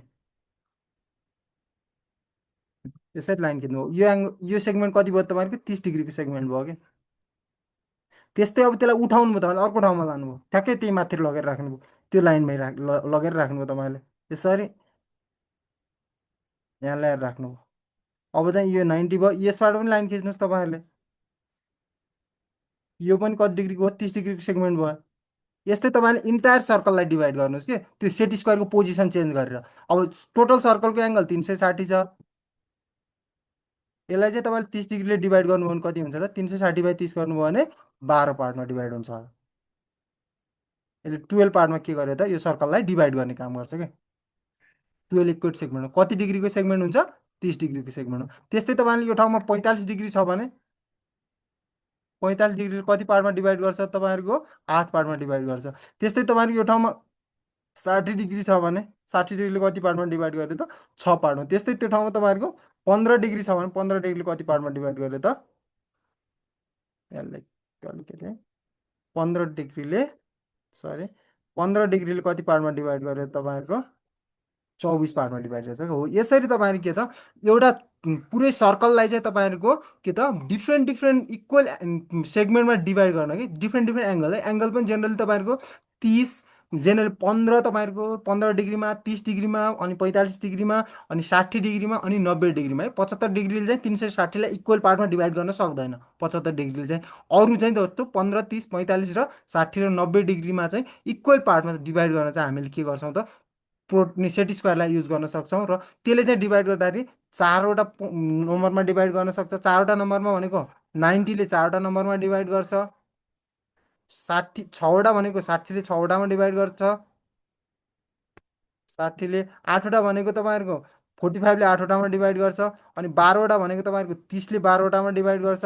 अर्को भनेको 24मा भनेको 15ले 24वटा पार्टमा डिभाइड गर्छ 15 डिग्री हो। यसरी त्यो त एउटा इन्टायर सर्कललाई चाहिँ different different number of segment generally 4 6 8 12 र 24 नम्बर अफ इक्वल सेगमेन्टमा डिभाइड गर्न पनि हामीले केसको युज गर्छौँ त सेट स्क्वायरको युज गर्छौँ है। अर्को भनेको तपाईँहरूको generally available size of set square भनेको धेरै जसो रेन्डमली पाउने भनेको 60/30 र 45/45को पाउँछ। र अब तपाईँले इन्जिनियरिङ फिल्डमा गर्दै हुनुहुन्छ भने त्यति बेला तपाईँले 75/15को सेट स्क्वायर पनि रेन्डमली युज गरिरहनुपर्छ है त। यो भयो तपाईँहरूको सेट स्क्वायरको। सिम्पल सेट स्क्वायरमा बुझ्ने भनेको चाहिँ यसको चाहिँ सेप भनेको ट्रायङ्गुलर सेपको हुन्छ। ट्रायङ्गुलर पनि अझ right angular triangle rectangular triangular सेपको हुन्छ। र यसको काम भनेको के हो त भर्टिकल लाइन ड्र गर्छ र इन्क्लाइन लाइन ड्र गर्दाखेरि कति डिग्री एङ्गलमा ड्र गर्छ त 15 30 45 र 15को मल्टिपलमा जति जति एङ्गल बन्छ त्यो सबै एङ्गलमा ड्र गर्ने काम गर्छ। र यो सेट स्क्वायरलाई युज गरेर हामीले एउटा पुरै सर्कललाई चाहिँ 4 6 8 12 र 24वटा इक्वल सेगमेन्टमा डिभाइड गर्न पनि सक्छौँ। र सेट स्क्वायरको एभाइलेबल साइज भनेको 30/60 45/45 र तपाईँहरूको 75/15को साइज पनि के हुन्छ त एभाइलेबल हुन्छ। यो भयो तपाईँहरूको सेट स्क्वायरको कुरा है। ल क्वेसन हेरौँ है त। सोध्ने क्वेसन भनेको सेप अफ सेट स्क्वायर सोधाएको छ धेरैचोटि। यसबाट सोध्ने क्वेसनहरू मात्रै सेप अफ सेट स्क्वायर सोध्छ अनि यसले कुन लाइन ड्र गर्न युज गर्छ भनेर सोध्छ कि। ल भन्नुहोस् त सेप अफ सेट स्क्वायर के हो अहिले भर्खर पढाएन ट्रेङ्गुलर ट्रायङ्गुलर। ल सबैले बिबी भनेर लेख्नु। सुत्ने निद्रा त लाग्छ छैन नि होइन भर्खर भर्खर क्लास सुरु भएको छ निदाउनु भएन है। क्लासमा चाहिँ एटिएम उ भएर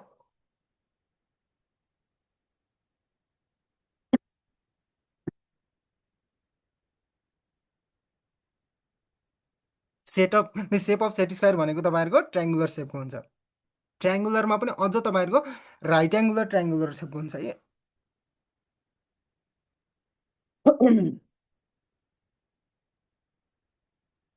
किनभने एउटा एङ्गल जहिले पनि सेट स्क्वायर के हुन्छ त 90 डिग्री एङ्गल हुन्छ मैले भनेको थिएँ हो। यो भनेको राइट एङ्गुलर ट्रायङ्गुलर सेपको हुन्छ। अब त अब यसमा चाहिँ तपाईँको ट्रायङ्गुलर सेपको भनेको छ ट्रायङ्गुलर सेपको तपाईँले उ गर्नुहोस् है प्रिफर गर्नुहोस्। यसको एन्सर के भयो ट्रायङ्गुलर सेपको। अर्को क्वेसन हेर्नुहोस्। By using 60/30 set square we can divide entire circle into number of equal segment. एउटा 60/30को सेट स्क्वायर छ अरे त्यसलाई त्यसको हेल्पले चाहिँ सिम्पल बनाउनै पर्दा मैले यसरी तपाईँलाई बताइदिएँ। एउटा सेट स्क्वायर छ जसको एउटा एङ्गल त 90 भइहाल्यो। एउटा एङ्गल 30, अर्को एङ्गल कति छ 60 डिग्री छ भने यो सेट स्क्वायर युज गरेर चाहिँ तपाईँले एउटा पुरै सर्कललाई चाहिँ कति पार्टमा डिभाइड गर्न सक्नुहुन्छ अरे? 4 पार्टमा हो कि 6 पार्टमा हो कि 12 पार्टमा हो कि अथवा अल अफ द एबभ? भन्नुहोस् त।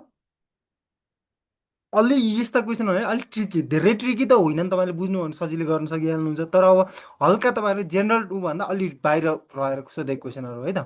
ल, हाम्रो जयाजीले चाहिँ सी हुन्छ भनेर लेख्नु। अरू अरू? अल हुन्छ सर, अल अफ एभव। ल ल, एकजनाले अल अफ एबभ भन्नुभयो। बोल्ने भन्दा पनि लेख्नुहोस् है, सजिलो होला, किनभने फेरि सबै बोल्न थाल्नु भने साउन्ड अलि उ होला।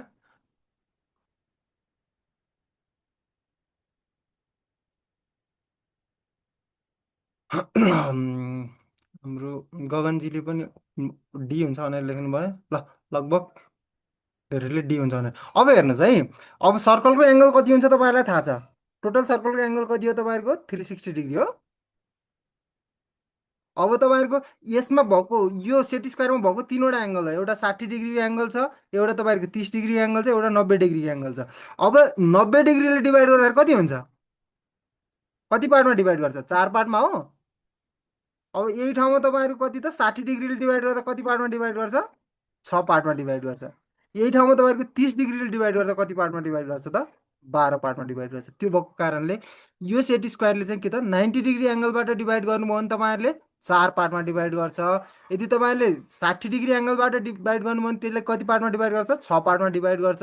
यदि तपाईँले 30 डिग्री एङ्गलले डिभाइड गर्नुभयो भने त्यसले कति पार्टमा डिभाइड गर्छ? 12 पार्टमा डिभाइड गर्छ। त्यो भएको कारणले यदि 60/30को सेट स्क्वायर छ भने त्यसले चाहिँ 4, 6 र 12 तिनैवटा पार्टमा चाहिँ के गर्न सक्छौँ हामीले? एउटा सर्कललाई चाहिँ डिभाइड गर्न सक्छौँ है। तिनैवटा इक्वल पार्टमा चाहिँ हामीले के गर्न सक्छौँ? डिभाइड गर्न सक्छौँ। त्यसको कारणले यसको आन्सर के हुन्छ तपाईँको? अल अफ द एबभ हुन्छ है। कसले हो अगाडि सी लेख्नुभयो थियो एक दुईजनाले? अब क्लियर भयो होला है। हेर्नुहोस्, यति याद गर्नुहोस् कि 60/30को सेट स्क्वायर भन्ने बित्तिकै त्यसमा तिनवटा एङ्गल हामीलाई दिएको हुन्छ। एउटा 60 डिग्री एङ्गल दिएछ, एउटा 30 डिग्री, अर्को सेट स्क्वायर भन्ने बित्तिकै 90 डिग्री एङ्गल त एउटा हुन्छ नै हुन्छ। अब 90 डिग्रीले 4 पार्टमा, 60ले 3 पार्टमा र 30ले चाहिँ 60ले 6 पार्टमा र 30ले 12 पार्टमा डिभाइड गर्छ। त्यो भएको कारणले यसको एक्चुअल एन्सर भनेको अल अफ दि एबभ हुन्छ है त। एक्चुअल एन्सर के हुन्छ त? अल अफ दि एबभ हुन्छ। यसको पनि ट्राइङ्गुलर भयो, यसको अल अफ दि एबभ। यहाँसम्म क्लियर छ भने म अगाडि गएँ है त। केही डाउट भयो चाहिँ तपाईँहरूले च्याट बक्समा क्वेसन छोडिदिँदा हुन्छ है। म च्याट बक्स साइडमै पपअप गरेर राखेको छु। सकेसम्म क्वेसनहरू सबै ह्यान्डल गरौँ भनेर नै उ गर्छु है। केही पनि डाउट भयो, कुनै टपिकहरू सरले एकचोटि फेरि भन्दै हुन्थ्यो यो पोइन्टहरू जस्तो लाग्यो भने सरलाई सोधिहाल्ने, सर यहाँनिर क्लियर भएन भनेर। च्याट बक्समा पढाउँदा पढाउँदै नोट सेन्ड गर्न मिल्दैन तपाईँहरूको। मैले उसमा उसमा इन्स्टिच्युटमा पठाइदिएँ, हिजोको क्लास नोट पठाइदिइसकेको छु। तपाईँहरूको इन्स्टिच्युटमा उ गर्नुहोस्। तपाईँहरूको भाइबर अथवा वाट्सएप ग्रुप छ भने त्यसमा हालिदिनुहुन्छ, छैन भने तपाईँहरूको उमा पनि मेल बक्समै पनि तपाईँहरूको ग्रुप क्रिएट गरेर राखिदिनुहुन्छ होला है। मैले चाहिँ पठाइदिइसकेको छु है नोट। एकचोटि म्यानेजमेन्टमा तपाईँले कन्सल्ट गर्नुहोस्, हिजो पाउनु भएको छैन भने। पाउनु भइसक्यो भने त ठिक छ, पाउनु भएको छैन भने कल गर्नुहोस्। मैले नोट पठाइदिइसकेको छु, नोटको लागि टेन्सन नलिनुहोस् है। च्याट बक्समा सरलाई नोट हाल्न अलिक गाह्रो हुन्छ कि तपाईँहरूको केही भयो भने।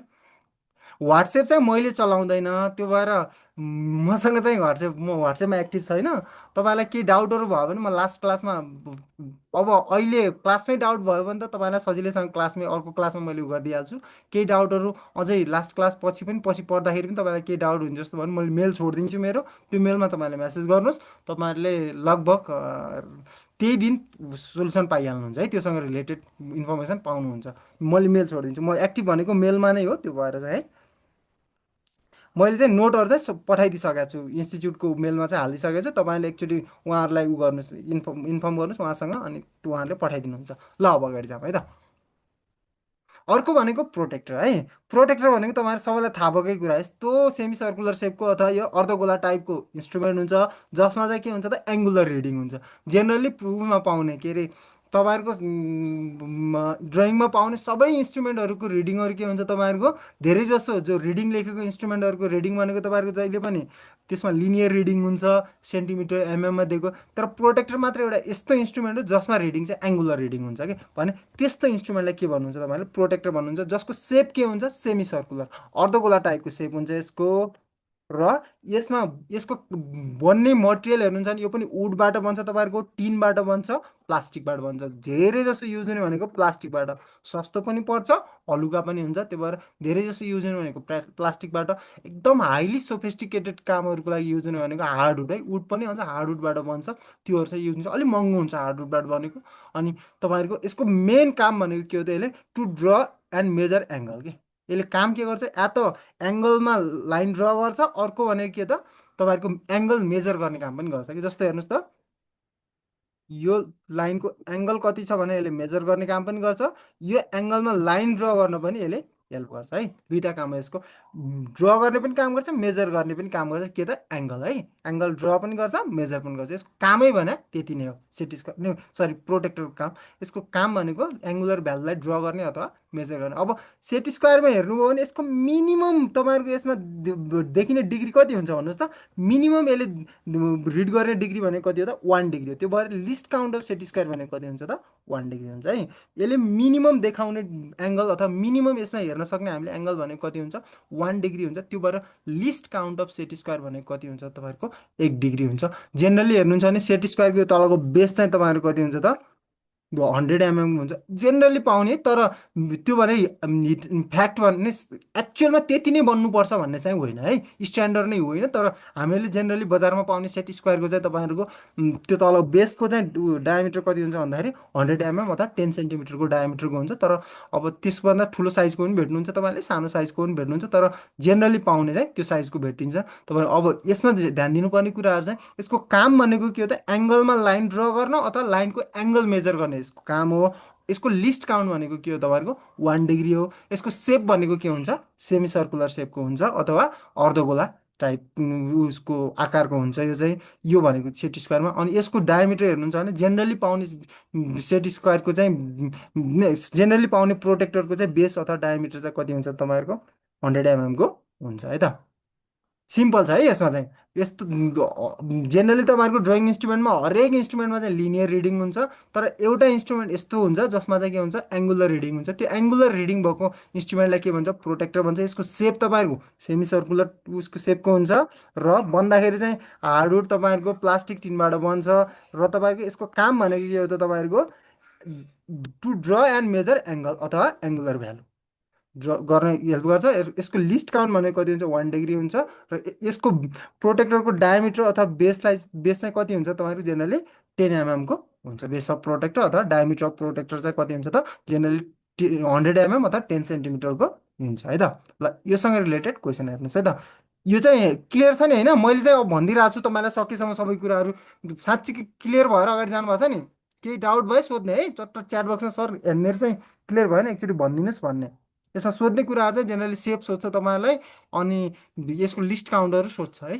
जेनरली सोध्ने होइन तिनी कुराहरू हो। लिस्ट काउन्ट चाहिँ हरेक कुराको है तपाईँहरूको। उता सर्वेतिर पनि हेर्नुभयो भने थियोडोलाइटको, टिएसको, अनि त्यसपछि तपाईँहरूको अटो लेभलको हरेक कुराहरूको, टेपको, यिनी सबै कुराहरूको लिस्ट काउन्ट चाहिँ एकदम इम्पोर्टेन्ट है। त्यो भएर त्यो चाहिँ याद गर्ने। त्यस्तै तपाईँहरूको यो उसको पनि लिस्ट काउन्ट चाहिँ इम्पोर्टेन्ट है त।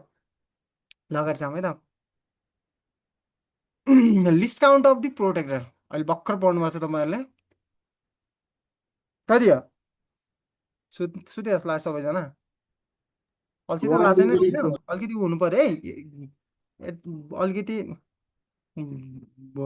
क्लासमा चाहिँ ऊ हुनु पऱ्यो, इनर्जेटिक हुनु पऱ्यो। बरु चट्ट पानी सानी ल्याएर आउने, थकाइ लाग्यो भने चट्ट पानी पिउँदै बस्ने। तर क्लासमा चाहिँ इनर्जेटिक हुनु, किनभने सबै मैले भनेको कुराहरू नोटमा छैनन् कि, कति कुराहरू नयाँ कुराहरू पनि भनिन्छ। त्यो कुराहरू चाहिँ तपाईँहरू क्लास एटेम्प गर्नु भएन भने थाहा हुँदैन क्या। त्यो भएर तपाईँहरूले ध्यान दिने। ल लिस्ट काउन्ट अफ प्रोटेक्टर तपाईँहरूको 1 डिग्री हो, तपाईँहरूलाई थाहा छ। अहिले भर्खर मैले यहाँ लेखाएको छु। प्रोटेक्टरमा चाहिँ मिनिमम एङ्गल कति रिड गर्न सकिन्छ त, 1 डिग्रीको यसले एङ्गल देखाउँछ, अथवा 1 डिग्रीमा यसले मिनिमम के गर्न सक्छ त, रिड गर्न सक्छ। हेर्नु यहाँदेखि यहाँसम्म 10 डिग्री हो, र यो सानो पोर्सन भनेको 1 डिग्री हो कि। त्यो भएर मिनिमम एङ्गल चाहिँ यसले कति दिन्छ, 1 डिग्री दिन्छ। त्यो भएको कारण यसको लिस्ट काउन्ट भनेको कति हो, 1 डिग्री हो। अर्को भनेको तपाईँहरूको सेप अफ प्रोटेक्टर, यो पनि सोधिरहेको छ है तपाईँहरूको, सोधाएको छ एक दुईचोटि हेर्नुहुन्छ भने। सेप अफ प्रोटेक्टर्स के हुन्छ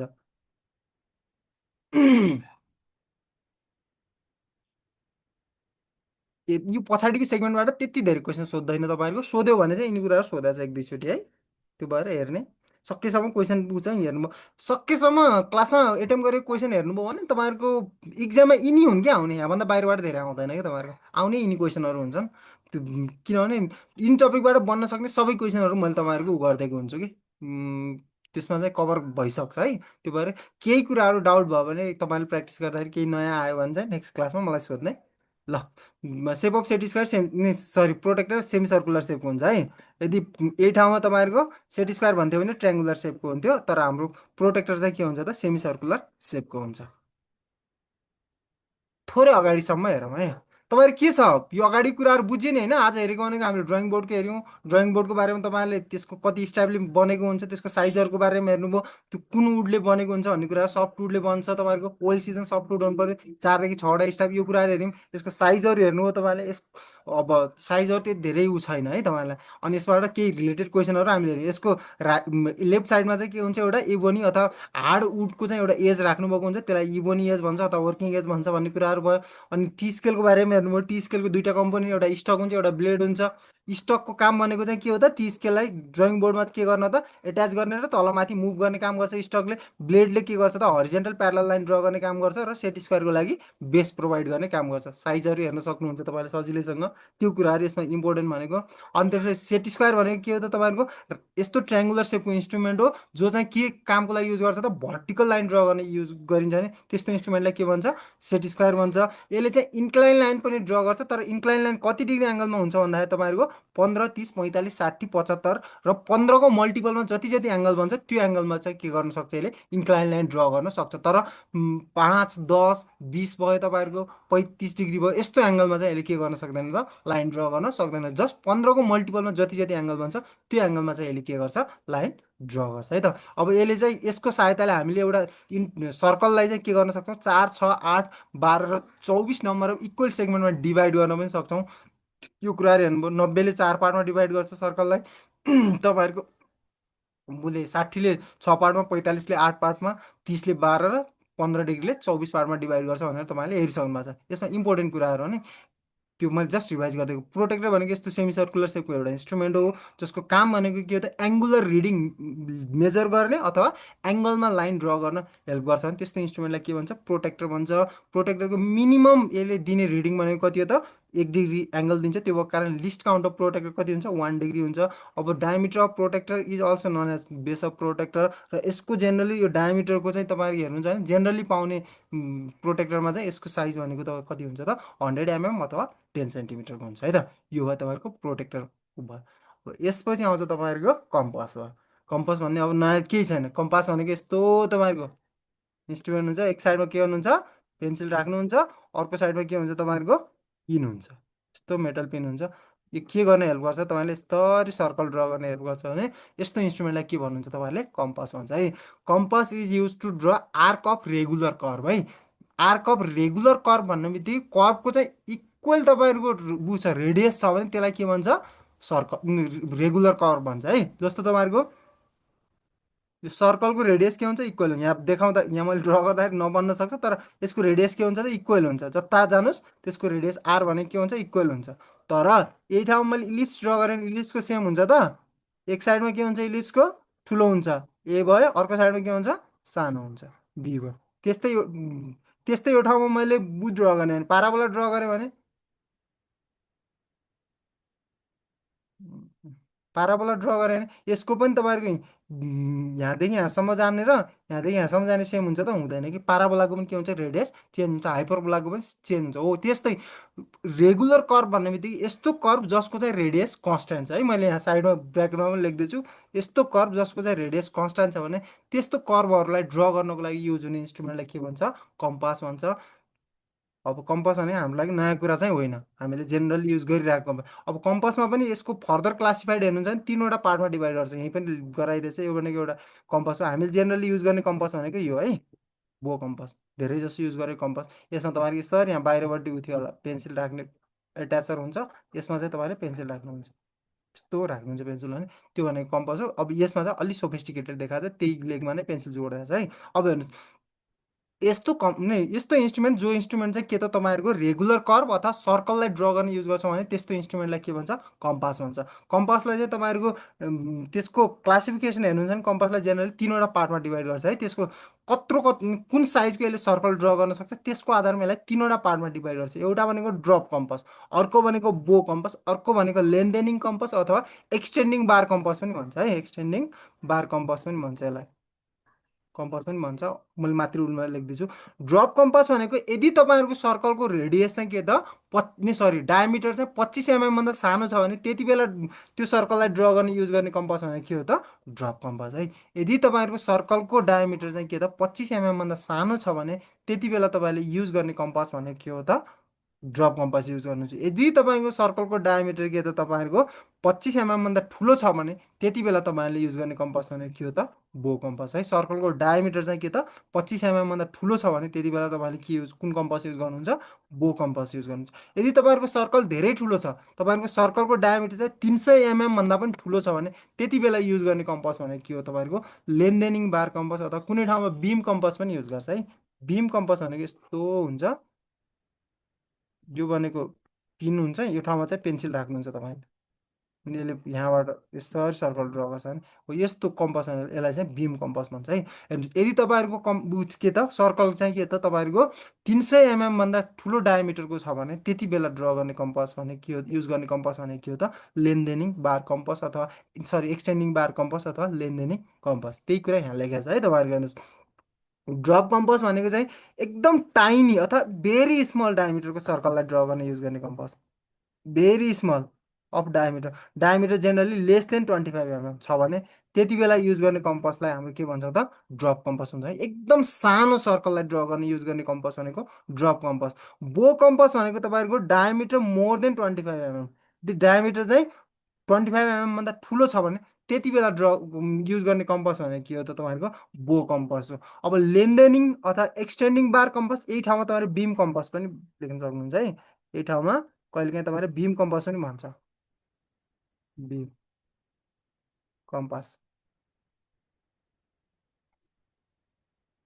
यो भनेको कस्तो भने यदि तपाईँहरूको सर्कलको डायमिटर चाहिँ ठुलो छ, एकदम लार्ज डायमिटरको सर्कल छ भने त्यति बेला युज गर्ने कम्पास भनेको के हो त, लेन्देनिङ बार कम्पास, लेन्देनिङ कम्पास अथवा एक्सटेन्डिङ बार कम्पास अथवा बिम कम्पास हामीले युज गर्छौँ यदि सर्कलको डायमिटर के त 300 भन्दा ठुलो छ भने त्यति बेला। अब इमेजिन गर्नुहोस् कि तपाईँहरूको अब तपाईँले यहाँ लेनदेनिङ कुनै लेनदेनिङ कम्पस त हेर्नुभएको छ, एउटा लेनदेनिङको एक्सटेन्डिङ बार कम्पस त हेर्नुभएको छ तपाईँहरू। यसमा बिम कम्पस भनेको चाहिँ तपाईँहरूको एउटै बिम हुन्छ कि त्यसमा चाहिँ कस्तो हुन्छ भन्दाखेरि तपाईँहरूको ल हेर्नुहोस्, यहाँ तपाईँहरूको एउटा उ भयो, यसमा बिम राख्छ यसरी, यो बिममा चाहिँ तपाईँहरूको यो ठाउँमा पेन्सिल राख्ने हुन्छ।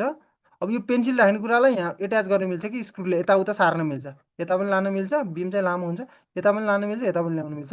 र तपाईँको चाहेको सेपको चाहिँ के गर्नुहुन्छ, यस्तो सर्कल ड्र गर्नुहुन्छ भने यस्तो कम्पसलाई चाहिँ बिम कम्पस भन्छ। यसमा चाहिँ यो बिम हो है, यो भनेको यसको सेन्ट्रल पोइन्ट अथवा सेन्ट्रल ऊ भन्छ, यसलाई एट्याचर भन्छ अथवा सेन्ट्रल पोइन्ट भन्छ। अनि यो भनेको बिम हुन्छ, बिममा चाहिँ यो भनेको चाहिँ पेन्सिल हो कि पेन्सिल हुन्छ हो। यो पेन्सिलले चाहिँ यहाँबाट चाहिँ लाइन ड्र गर्छ भने यो पेन्सिललाई यताउता तपाईँले सिफ्ट गर्न सक्नुहुन्छ भने यस्तो कम्पसलाई बिम कम्पस भन्छ। यस्तो कम्पस चाहिँ के हुन्छ, तपाईँ एकदम ठुलो ठुलो कर्भहरूलाई ड्र गर्न अथवा एकदम ठुलो ठुलो तपाईँले सर्कलहरूलाई ड्र गर्न तपाईँले के गर्नुहुन्छ, युज गर्नुहुन्छ। तपाईँले यो चाहिँ एडजस्टेबल हुन्छ, तपाईँले ठुलो गराउन सक्नुहुन्छ। अब एक्सटेन्डिङ बार कम्पस भनेको यस्तो छ नि, यहाँ तल हेर्न सक्नुहुन्छ, लेन्देनिङ अथवा एक्सटेन्डिङ बार कम्पस भनेको चाहिँ सिम्पल छ यो। यसमा चाहिँ तपाईँहरूको यस्तो हुन्छ, बो कम्पास भनेको सिम्पल हुन्छ। तपाईँले यो ठाउँमा चाहिँ पेन्सिल राख्नुहुन्छ, तपाईँले एकपट्टि चाहिँ के हुन्छ, पिन हुन्छ, यहाँबाट यसरी ड्र गर्नुहुन्छ सर्कल। तर एक्सटेन्डिङ वायर कम्पासमा के हुन्छ भन्दाखेरि तपाईँहरूको यहाँ चाहिँ तपाईँहरूको अर्को सरी यहाँ चाहिँ तपाईँहरू यसरी यहाँदेखि यहाँसम्म खुट्टा आयो न, बो कम्पासमा यहाँ चाहिँ पेन्सिल राख्नुहुन्थ्यो, एक्सटेन्डिङ बार कम्पासमा यहाँ अर्को एउटा बार राख्न सक्नुहुन्छ कि अर्को एउटा तपाईँले खुट्टा राख्न सक्नुहुन्छ। अनि त्यसै यो ठाउँमा पनि तपाईँले पेन्सिल यहाँ पनि राख्न सक्नुहुन्छ, यहाँ पनि अर्को बार थपेर यहाँ पनि पेन्सिल राख्न सक्नुहुन्छ कि हो।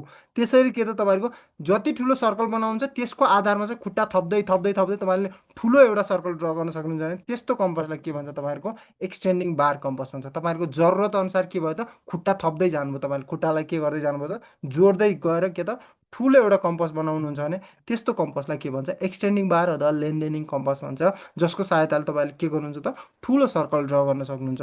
अब बो कम्पास भनेको मोस्टली युज हुने कम्पास भनेको बो कम्पास है, धेरै जसो हामीले युज गर्ने कम्पास भनेको बो कम्पासहरू हो। तपाईँहरूले जेनरली त्यो दुई खुट्टे कम्पास हेर्नुभएको थियो होला नि होइन, हामीहरूले जेनरली युज गर्ने यस्तो दुई खुट्टे कम्पास हुन्छ नि, एक साइडमा तपाईँहरूको यसरी एउटामा चाहिँ यो पेन्सिल राख्यो, अर्कोमा चाहिँ के हुन्छ तपाईँको पिन हुन्छ, यसलाई वरिपरिबाट यसरी ड्र गर्नुहुन्छ सर, यो चाहिँ बो कम्पास हो। ड्रप कम्पास चाहिँ तपाईँको कस्तो हुन्छ, यहीँ हेर्न सक्नुहुन्छ तपाईँले, एक साइडमा ऊ हुन्छ यो खुट्टा भयो अनि अर्को साइडमा चाहिँ पेन्सिल राख्ने ठाउँ हुन्छ, र यसबाट चाहिँ यो स्क्रुको सहायताले तल माथि गर्न सक्नुहुन्छ भने यस्तो कम्पासलाई ड्रप कम्पास भन्छ। ड्रप कम्पास चाहिँ तपाईँले एकदम सानो सानो सर्कलहरू, भेरी भेरी स्मल सर्कलहरू ड्र गर्न हामीले के गर्छौँ त युज गर्छौँ है।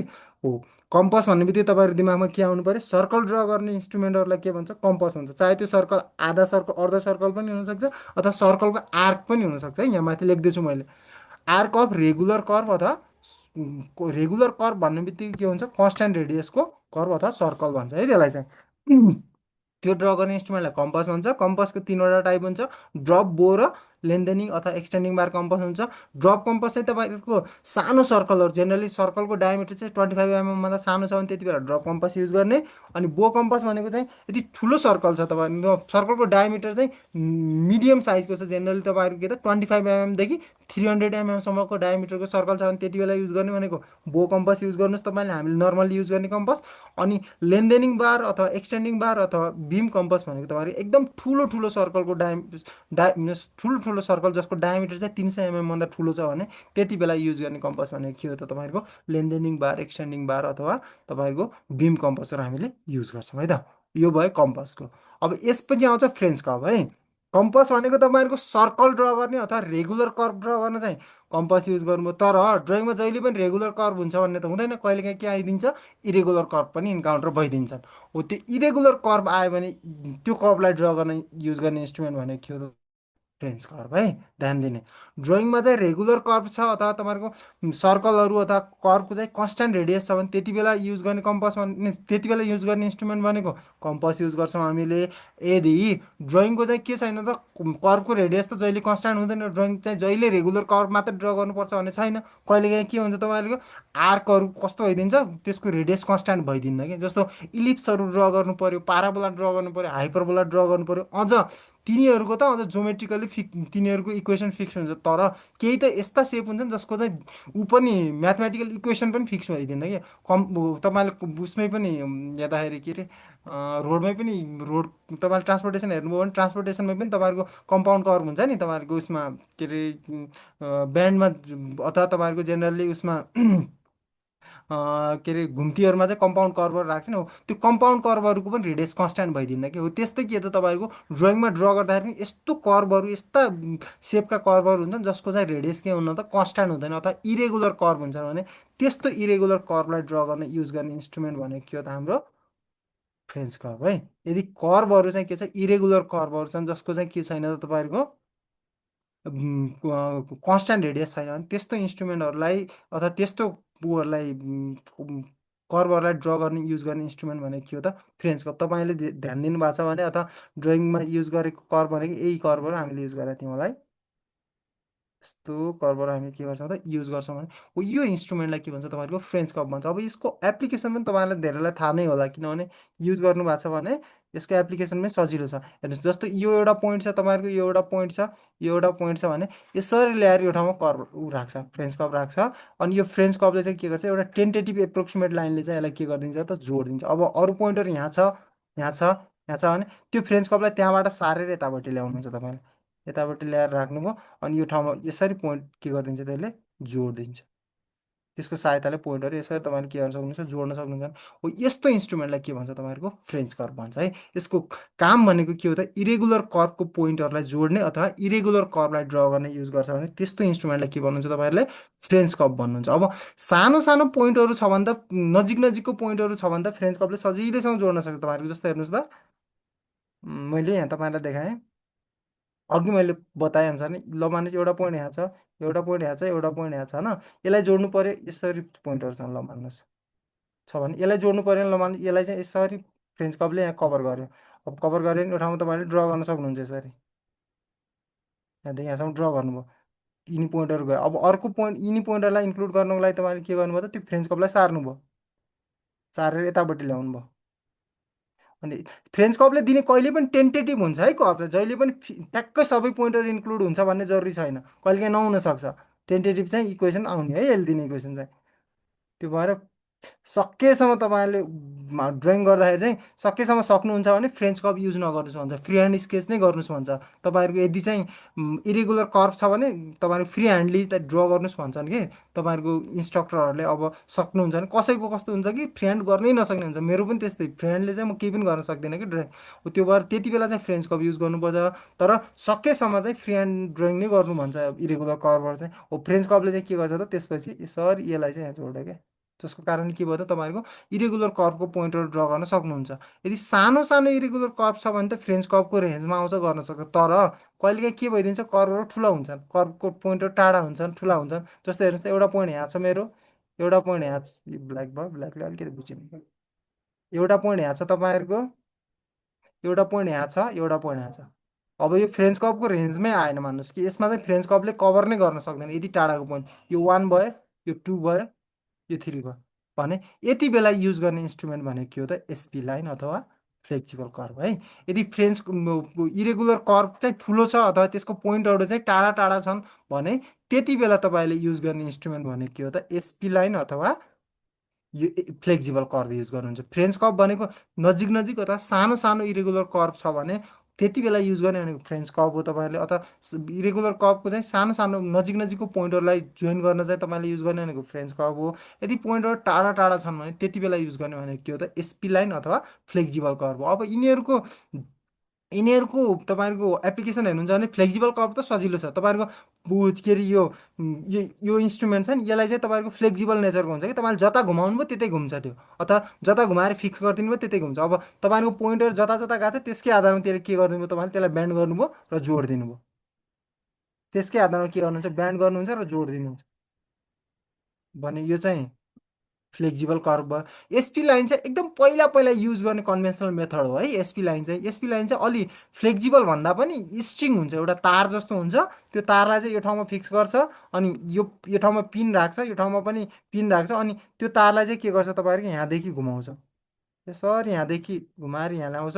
अनि इनिसियल पोजिसनमा चाहिँ त्यसलाई फिक्स गर्छ, फाइनल पोजिसनमा त्यसलाई मुभ गर्छ, तलमाथि मुभ गर्छ। अब यो ठाउँमा यो तारलाई मुभ गर्नुभयो भने, तलमाथि मुभ गराउनु भयो भने तपाईँले के हुन्छ त, यो एन्डमा चाहिँ मुभ गराउनु भयो भने यसको चाहिँ के हुन्छ त, जस्तो हेर्नुहोस् त, यो कुरालाई मैले यहाँ राखेँ, यसलाई माथि र लग्यो भने के हुन्छ त, यो कुराहरू यसरी ब्यान्ड हुन थाल्छ कि। यसको पनि नेचर त्यस्तै हुन्छ कि, एउटै नेचर दिँदैन कि, यसले के गर्छ तल माथि ब्यान्ड भइदिन्छ, कहिले यसरी माथि गइदिन्छ, कहिले कस्तो भइदिन्छ, यसरी गइदिन्छ, पाइदिन्छ हो। अब त्यसको आधारमा चाहिँ तपाईँको एउटा टेन्टेटिभ उसले चाहिँ के गर्छ त, नेचर लिन्छ कि। जस्तो यो तलमाथि गर्दाखेरि यसको के हुन्छ त, स्ट्रिङ एउटा तारलाई चाहिँ के गर्नुहोस् तपाईँले तरमाथि ब्यान्ड गर्नुभयो, एउटा स्केललाई चाहिँ तपाईँले दबाउनु भयो भने के हुन्छ, या त त्यो माथि र उठ्छ, या त तलतिर दब्छ कि, दुइटा हुन्छ नि। त्यस्तै यसमा के हुन्छ भन्दाखेरि एकछिन है, जस्तो हेर्नुहोस् त, यो एउटा पोइन्ट भयो, यो एउटा पोइन्ट भयो, यो एउटा पोइन्ट भयो, यो एउटा पोइन्ट भयो, तिनवटा पोइन्ट, चारवटा पोइन्ट छ मान्नुहोस्। यो 1 भयो,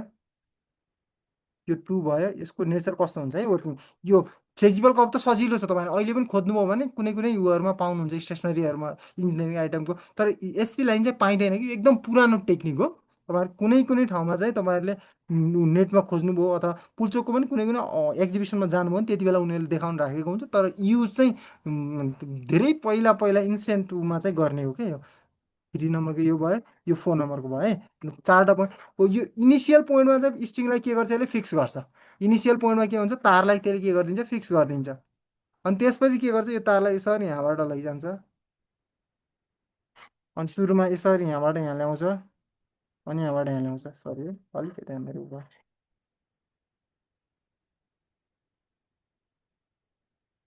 यहाँबाट यहाँ ल्याएँ, यहाँबाट बाहिर यता ल्याएँ, ठिक छ होइन। अब यो इन्डमा चाहिँ के हुन्छ, फ्री इन्ड हुन्छ। अब यसलाई चाहिँ तलमाथि मुभ गराउँछ कि यसले चाहिँ, ठिक छ। अब यसलाई मुभ गराउँदाखेरि यसको यहाँ बिचको चाहिँ यसको के हुन्छ त, ओरिएन्टेसन चेन्ज हुन्छ कि। जस्तो अब यसलाई तलमाथि मुभ गराउँदाखेरि यहाँ या त यसरी जान्छ सेप, या त यसरी जान्छ, या त यसरी आउँछ, या त तपाईँहरूको डिफ्रेन्ट डिफ्रेन्ट सेप दिन्छ कि जति मुभ गराउँछ त्यसकै आधारमा बिचमा यसको सेपहरू चेन्ज हुन्छ। र अब त्यसबाट चाहिँ एउटा टेन्टेटिभ अलि रिलायबल सेपमा चाहिँ के गर्छ त त्यसले लाइन ड्र गर्छ, त्यो तारमा लाइन ड्र गर्छ भने हो त्यस्तो इन्स्ट्रुमेन्टलाई के भन्छ तपाईँहरूको फ्लेक्सिबल कर्भ भन्छ। अब यहाँ पनि हेर्नुभयो भने यहाँ के छ, यहाँ फिक्स गरेको छ, यतापट्टि यो एउटा पोइन्ट भयो, यहाँनिर यो एउटा पोइन्ट भयो, एउटा पोइन्ट भयो, अनि यहाँ यसलाई दबाउँछ, अनि दबाउँदाखेरि के भन्छ एउटा टेन्टेटिभ सेप आउँछ, यो सेपमा चाहिँ यसले के गर्छ लाइन ड्र गर्छ भने हो यस्तो इन्स्ट्रुमेन्टलाई के भन्छ एसपी लाइन भन्छ है। तपाईँले अटोक्याड युज गर्नु भएको छ भने यसको ऊ चाहिँ मतलब चाहिँ सजिलै बुझ्नुहुन्छ। त्यहाँ एउटा स्प्लाइन कर्भ भन्ने एउटा ऊ छ, के अरे त्यसमा कमान्ड छ, त्यो कमान्डबाट तपाईँले एउटा लाइन ड्र गर्ने एउटा कर्भ ड्र गर्न सक्नुहुन्छ। त्यो कर्भ भनेको त्यस्तै हुन्छ कि त्यसको इन्डलाई तपाईँले जता मुभ गराउनुहुन्छ त्यसकै आधारमा तपाईँहरूको कर्भको नेचर चेन्ज हुन्छ कि, अथवा कर्भको तपाईँको के त त्यसको सेप चेन्ज भइदिन्छ कि हो। स्प्लाइन कर्भमा पनि स्प्लाइन लाइनमा पनि त्यही हो कि प्रिन्सिपल भने तपाईँहरूको यसको एउटा इन्डलाई चाहिँ फिक्स गर्नुहुन्छ स्टार्टलाई चाहिँ, अनि एउटा इन्डलाई चाहिँ के गर्नुहुन्छ तपाईँले त्यसलाई मुभ गराउनुहुन्छ, जसको कारणले के हुन्छ त त्यसको सेप चेन्ज हुन्छ हो। त्यही सेपमा चाहिँ तपाईँले एउटा रिलायबल सेपमा चाहिँ लाइन ड्र गर्नुहुन्छ भने त्यो इन्स्ट्रुमेन्टलाई के भन्छ तपाईँहरूको एसपी लाइन भन्छ। यति बुझ्नुहोस् यो सबै इन्स्ट्रुमेन्टहरूको काम भनेको के हो त, यदि तपाईँहरूको कर्भ चाहिँ के छैन त तपाईँहरूको कन्सटेन्ट रेडियसको कर्भ छैन अथवा इरेगुलर कर्भ छ भने त्यो कर्भहरूलाई ड्र गर्ने अथवा त्यो कर्भको पोइन्टहरूलाई जोड्नको लागि युज हुने इन्स्ट्रुमेन्ट भनेको यिनी तिनवटा इन्स्ट्रुमेन्ट हुन्। यदि तपाईँको स्मल इरेगुलर कर्भ छ भने त्यति बेला फ्रेन्च कर्भले काम गर्छ, तर यदि लार्ज इरेगुलर कर्भ छ भने फ्रेन्च कर्भले काम गर्दैन, त्यति बेला एसपी लाइन अथवा फ्लेक्जिबल कर्भ युज गर्नुपर्छ। एसपी लाइन भनेको एकदम कन्भेन्सनल मेथड हो, पहिला पहिला युज हुन्थ्यो। अहिले रेन्डमली युज हुने मेथड भनेको के हो त फ्लेक्जिबल कर्भ हो, अथवा रेन्डमली युज हुने इन्स्ट्रुमेन्ट भनेको के हो त फ्लेक्जिबल कर्भ युज हुन्छ। यो कर्भ भनेको तपाईँको एउटा फ्लेक्जिबल इन्स्ट्रुमेन्टले बनेको हुन्छ। यसलाई चाहिँ तपाईँ जता मन लाग्यो त्यतै के गर्न सक्नुहुन्छ मोड्न सक्नुहुन्छ, जसको कारणले तपाईँको सबै पोइन्टहरूलाई इन्क्लुड गरेर तपाईँले के गर्न सक्नुहुन्छ कर्भ ड्र गर्न सक्नुहुन्छ है त। त्यो भनेको के हो तपाईँहरूको फ्रेन्च कर्भ अथवा एसपी लाइन अथवा तपाईँहरूको यो फ्लेक्सिबल कर्भ हो है त। यति बुझ्ने तपाईँहरूले फ्रेन्च कर्भ भन्ने बित्तिकै यदि रेगुलर कर्भ छ, कुनै कर्भको चाहिँ रेडियस कन्सट्यान्ट छ भने त्यति बेला हामीहरूले सर्कलले ड्र गर्छौँ, तर कहिलेकाहीँ के हुन्छ कर्भ चाहिँ इरेगुलर भइदिन्छ। इरेगुलर छ भने त्यति बेला हाम्रो के त कम्पसले कभर गर्न सक्दैन, कर्भको रेडियस कन्सट्यान्ट छैन भने त्यति बेला कम्पसले ड्र गर्न सक्दैन, त्यति बेला युज गर्ने इन्स्ट्रुमेन्ट भनेको फ्रेन्च कर्भ हो। फ्रेन्च कर्भले चाहिँ के गर्छ त इरेगुलर कर्भको पोइन्टहरूलाई ड्र गर्ने काम गर्छ अथवा इरेगुलर कर्भलाई ड्र गर्ने काम गर्छ, टु कनेक्ट इरेगुलर कर्भको पोइन्टहरू अथवा इरेगुलर कर्भ ड्र गर्ने काम गर्छ। यदि सानो इरेगुलर कर्भ छ भने त्यति बेला सजिलैसँग फ्रेन्च कर्भले कभर गर्छ, सानो स्मल इरेगुलर कर्भलाई चाहिँ फ्रेन्च कर्भले कभर गर्ने हो। तर यदि लार्ज छ भने त्यति बेला चाहिँ एसपी लाइनहरू युज गर्नुपर्छ लार्ज इरेगुलर कर्भको लागि है। फ्रेन्च कर्भमा चाहिँ यति याद गर्नुहोस् तपाईँहरूले, इरेगुलर कर्भ ड्र गर्न कुन इन्स्ट्रुमेन्ट युज गर्छ भन्ने बित्तिकै दिमागमा के आउनु पर्यो फ्रेन्च कर्भ आउनु पर्यो है। ल अगाडि जाउँ, अब डिभाइडर है त। डिभाइडर भनेको सिम्पल, तपाईँहरू इन्स्ट्रुमेन्ट हेर्नुहुन्छ भने कम्पस जस्तै हुन्छ देख्दाखेरि, तर के हुन्छ त कम्पसको यो ठाउँमा तपाईँहरू के हुन्थ्यो त पेन्सिल राख्ने ठाउँ हुन्थ्यो अथवा पेन्सिल एटाचर हुन्थ्यो। डिभाइडरमा के हुन्थ्यो दुइटै खुट्टा हुन्छ कि हो, यस्तो इन्स्ट्रुमेन्टलाई के भन्नुहुन्छ तपाईँहरूले डिभाइडर भन्नुहुन्छ है। यस्तो इन्स्ट्रुमेन्ट जसमा चाहिँ जसको काम भनेकै के हो त तपाईँहरूको स्ट्रेट लाइनलाई अथवा कर्भलाई चाहिँ इक्वल सेगमेन्टमा डिभाइड गर्न हेल्प गर्छ भने त्यस्तो इन्स्ट्रुमेन्टलाई के भन्छ तपाईँहरूको डिभाइडर भन्छ। अब डिभाइडरले कसरी काम गर्छ भन्दाखेरि हेर्नुहोस्, सिम हेर्दाखेरि चाहिँ ट्याक्क कम्पस जस्तै हुन्थ्यो। अब कम्पसमा चाहिँ एक साइडमा पेन्सिल राख्ने ठाउँ हुन्थ्यो, यसमा चाहिँ के हुन्छ दुवै साइडमा खुट्टा हुन्छ क्या हो भने त्यस्तो इन्स्ट्रुमेन्टलाई डिभाइडर भन्छ। यसको एप्लिकेसन कस्तो हुन्छ भन्दा जस्तै यो एउटा लाइन छ तपाईँको हेर्नुहोस् ठिक छ होइन। अब यो लाइन ल मान्नुहोस् यहाँदेखिसम्म कति छ 5 सेन्टिमिटरको छ। अब यसलाई मैले के गर्नु पर्यो त इक्वल 5वटा सेगमेन्टमा डिभाइड गर्नु पऱ्यो भने 5वटा सेगमेन्टमा इक्वल डिभाइड गर्नु छ भने यसको कतिवटा सेगमेन्ट निस्किन्छ 1-1 सेन्टिमिटरको सेगमेन्ट निस्किन्छ। अब मैले के गर्छु त यसरी यो ठाउँमा ल्याएर स्केल राख्छु। अब स्केल चाहिँ यहाँदेखि यहाँसम्म 1 सेन्टिमिटर छ भने यसको रिडिङ लिन्छु यहाँदेखि यहाँ ठिक छ। अब यसलाई ल्याएर यहाँ राख्छु कि मैले, एकटा भयो, दुईचोटि भयो, तिनचोटि भयो, चार चाहिँ अलिक ठुलो बने है केही हुन्न। अब अलि यसलाई घटाइदिएँ मैले, के गरेँ त त्यो यहाँ यो 1 सेन्टिमिटरको रिडिङ जुन लिएको थिएँ नि मैले त्यो डिभाइडरलाई ल्याएर 1 सेन्टिमिटरको रिडिङ लिएको यसलाई ल्याएर यहाँ राखेँ मैले, 1 2 3 4 5 यहाँ लागेँ। अब यसले के गर्थ्यो इक्वल के गर्यो त 5वटा सेगमेन्टमा डिभाइड गरेको भने हो। यस्तो इन्स्ट्रुमेन्टलाई के भन्छ त तपाईँहरूको डिभाइडर भन्छ। यसको काम भनेको के हो त इक्वल कुनै पनि लाइनलाई हुनसक्छ अथवा कर्भलाई पनि डिभाइड गर्छ फेरि। जस्तो यो एउटा सेमी सर्कल छ हो, अब यसलाई चाहिँ ल मान्नुहोस् यसको चाहिँ यो सेमी सर्कल हो। अब यसलाई चाहिँ ल मान्नुहोस् मैले सेमी सर्कल 180 डिग्री, यसलाई चाहिँ मैले ल मान्नुहोस् 90 90 डिग्रीको दुईवटा इक्वल पार्टमा डिभाइड गर्नु पऱ्यो भने 90 90 डिग्रीमा डिभाइड गर्नु छ, अथवा तिनवटा इक्वल पार्टमा डिभाइड गर्नु भयो 60 60 डिग्रीमा गर्नु पऱ्यो। यसको यो सेन्टर चाहिँ यहाँनिर भने अब के गर्छु त, प्रोटेक्टरमा गएर पहिला यसरी राख्छु यसलाई। यसको यहाँदेखि यहाँसम्म 60 डिग्री छ भने यहाँदेखि यहाँसम्म सेगमेन्ट लिएँ मैले, ठिक छ। यहाँदेखि यहाँसम्म मैले सेगमेन्ट लिएँ, यो चाहिँ 60 डिग्रीको सेगमेन्ट भयो।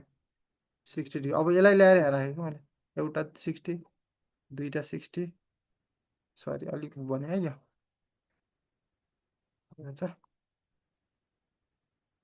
एकचोटि चाहिँ मैले यहाँ ल्याएर राखेँ 60 डिग्री दियो, ठिक छ। एकचोटि चाहिँ मैले यहाँ ल्याएर राखेँ, यहाँ पनि 60 डिग्री दियो। एकचोटि मैले यताबाट ल्याएर राखेँ, यहाँ पनि के दियो त 60 डिग्री दियो। यसरी के गर्यो त्यसले, इक्वल 60 60 डिग्रीको एङ्गलमा के गर्दै त्यसले डिभाइड गर्दै, 60 डिग्री, यो पनि 60 डिग्री, यो पनि के त 60 डिग्री एङ्गलमा डिभाइड गर्छ भने यस्तो इन्स्ट्रुमेन्टलाई के भन्छ त, डिभाइडर भन्छ। सिम्पल बुझ्दाखेरि तपाईँहरूको कुनै पनि लाइन सेगमेन्टलाई हुनसक्छ अथवा कर्भ सेगमेन्टलाई के त इक्वल पार्टमा डिभाइड गर्दै हुनुहुन्छ भने त्यो इक्वल पार्टमा डिभाइड गर्ने इन्स्ट्रुमेन्टलाई के भन्छ, डिभाइडर भन्छ। अब तपाईँले भन्न सक्नुहुन्छ यो ठाउँमा स्केलले पनि डिभाइड गर्न सक्छ हो किन, जस्तै यो लाइनलाई डिभाइड गर्दा त्यो ठाउँमा ल्याएर स्केल राख्यो चट्ट, हो कि होइन, सर स्केल राख्यो यहाँदेखि यहाँसम्म, अनि स्केलमा टक्क 1 1 सेन्टिमिटर यहाँसम्म मान्यो, 2 सेन्टिमिटर यहाँसम्म मान्यो, 3 सेन्टिमिटर यहाँसम्म मान्यो, 4 यहाँ भयो, अनि 5 भयो, इक्वल पार्टमा डिभाइड हुन्छ।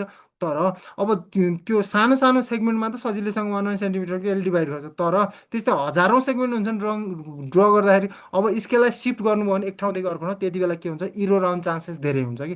त्यही भएर सकेसम्म तपाईँले ड्रइङ ड्र गर्दाखेरि इन्स्ट्रुमेन्टलाई सकेसम्म एउटै उसको लागि, एउटै पर्पजको लागि चाहिँ डिफ्रेन्ट डिफ्रेन्ट ठाउँमा तपाईँले के गर्नुहुन्न त, सिफ्ट गर्नुहुन्न भन्छ कि। अब स्केल सिफ्ट गर्नुभयो भने के हुन्छ, इरोर आउँछ। तर अब एकचोटि यसको चाहिँ सेगमेन्ट लिनुभयो भने त त्यो सेगमेन्ट जुन ठाउँमा सिफ्ट गर्दाखेरि पनि तपाईँहरू के हुँदैन त, इरोर आउने चान्सेस के हुन्छ, कम हुन्छ। त्यो भएको कारणले तपाईँहरूले लिनियरलाई चाहिँ डिभाइड गर्दाखेरि स्केलभन्दा चाहिँ तपाईँले के गर्नुहुन्छ त, डिभाइडर युज गर्नुपर्छ है, किनभने इरोर चाहिँ हामीले के गर्नुपर्छ त, मिनिमाइज गर्नुपर्छ। त्यो भएको कारणले लिनियर लाइनलाई चाहिँ डिभाइड गर्ने स्केलले पनि सक्छ, सके तापनि के त स्केलहरू अथवा अरू इन्स्ट्रुमेन्टहरू सिफ्ट गर्दाखेरि के हुनसक्छ तपाईँहरूको त्यसमा चाहिँ इरोर आउने चान्सेस धेरै हुन्छ। त्यो इरोर आउने चान्सेसलाई घटाउनको लागि हामीले के गर्छौँ त, डिभाइडर नै युज गर्नुपर्छ। डिभाइडरको काम भनेको के रहेछ त, कुनै पनि लाइनलाई चाहिँ इक्वल पार्टमा डिभाइड गर्ने अथवा कर्भलाई चाहिँ के त इक्वल पार्टमा डिभाइड गर्ने हेल्प गर्छ। अब इक्वल पार्टमा डिभाइड गर्ने कुरा त बुझ्नुभयो तपाईँले। अब यसले त्यो यो उसलाई चाहिँ लिनियर डाइमेन्सन अथवा एङ्गुलर डाइमेन्सनलाई सिफ्ट गर्ने काम पनि गर्छ क्या। जस्तो हेर्नुहोस् त, फेरि यहाँदेखि यहाँसम्म एउटा लाइन छ हो, ल मान्नुहोस् तपाईँलाई थाहा छ यहाँदेखि यहाँसम्म यो सेगमेन्ट तपाईँलाई थाहा छ 1 सेन्टिमिटरको छ। अब यो 1 सेन्टिमिटर, 1 सेन्टिमिटर छैन नमान्नुहोस्, 1 सेन्टिमिटर मान्नुहोस् न। 1 सेन्टिमिटर त बुझ्नुहुन्छ तपाईँले, किनभने त्यो त अब स्केलले पनि दिइहाल्छ तपाईँको। यो मान्नुहोस् 1 सेन्टिमिटर छ, एक्स, यसको रिडिङ भनेको एक्स हो, ठिक छ।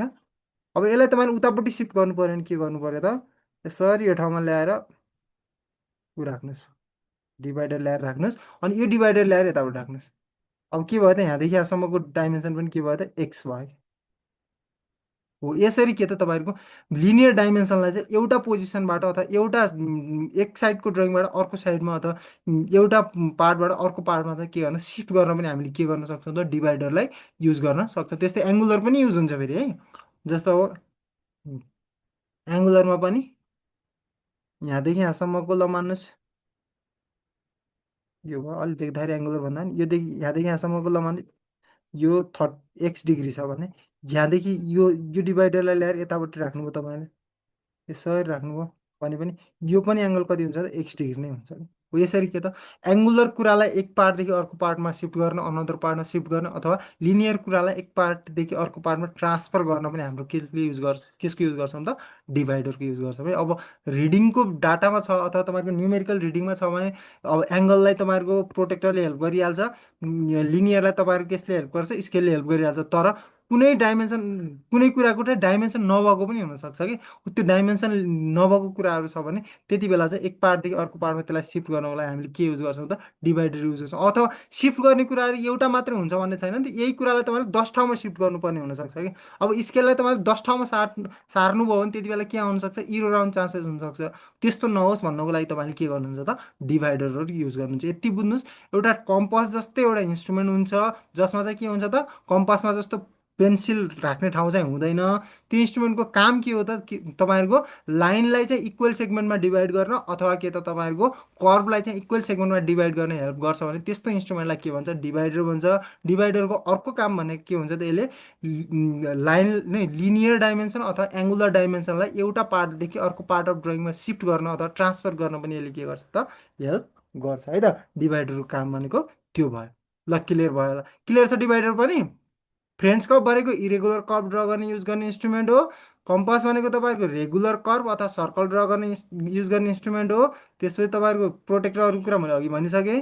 अनि त्यसपछि तपाईँको डिभाइडर भनेको चाहिँ यो कम्पास जस्तै युज हुने इन्स्ट्रुमेन्ट हो, तर यसको काम भनेको के हुन्छ भन्दाखेरि तपाईँको यसले चाहिँ के त लाइनलाई अथवा कर्वलाई चाहिँ इक्वल सेगमेन्टमा डिभाइड गर्ने काम गर्छ अथवा लाइनलाई अथवा लिनियर अथवा एङ्गुलर डाइमेन्सनलाई एउटा पार्टदेखि अर्को पार्टमा सिफ्ट गर्न पनि हामीलाई के गर्छ त, हेल्प गर्छ है। यहाँसम्म क्लियर भयो भने म अगाडि गएँ है त।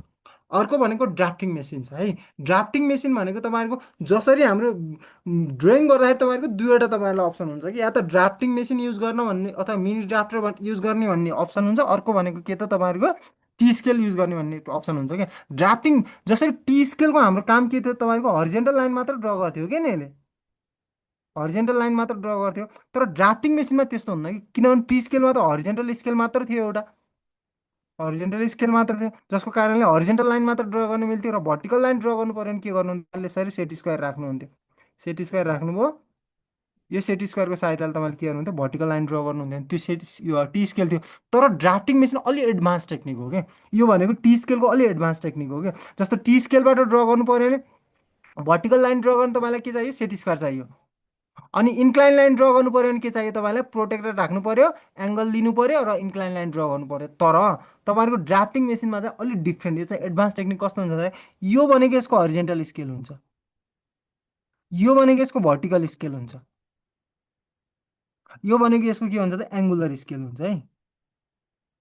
अब भर्टिकल स्केल भनेको भर्टिकल लाइन ड्र तपाईँले केले गर्नुहुन्थ्यो अघि, सेट स्क्वायरले।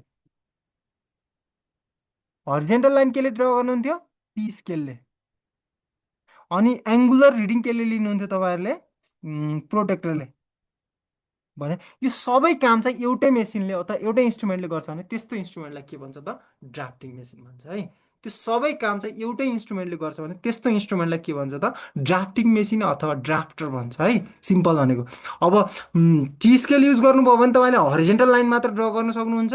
त्यसमा भर्टिकल लाइन ड्र गर्दाखेरि तपाईँले के चाहियो, तपाईँलाई सेट स्क्वायर चाहियो। अनि त्यसमा यदि इन्क्लाइन लाइन ड्र गर्नु पऱ्यो भने तपाईँलाई एङ्गल चाहियो, कति डिग्री एङ्गलमा, जस्तो 10 डिग्री एङ्गलमा चाहियो भने पहिला प्रोटेक्टरले एङ्गल मार्क गर्नु पऱ्यो र स्केलले के गर्नु पऱ्यो, लाइन ड्र गर्नु पऱ्यो हो, त्यति बेला प्रोटेक्टर चाहिन्छ। तर टी स्केलमा चाहिँ त्यस्तो हुँदैन। यसमा भर्टिकल स्केल पनि हुन्छ, हरिजेन्टल स्केल पनि हुन्छ र यसमा एङ्गुलर स्केल पनि हुन्छ। एङ्गुलर स्केल भनेको के त, प्रोटेक्टर। त्यो भएको कारण यसले चाहिँ के त, टी स्केलले गर्ने काम पनि गर्छ।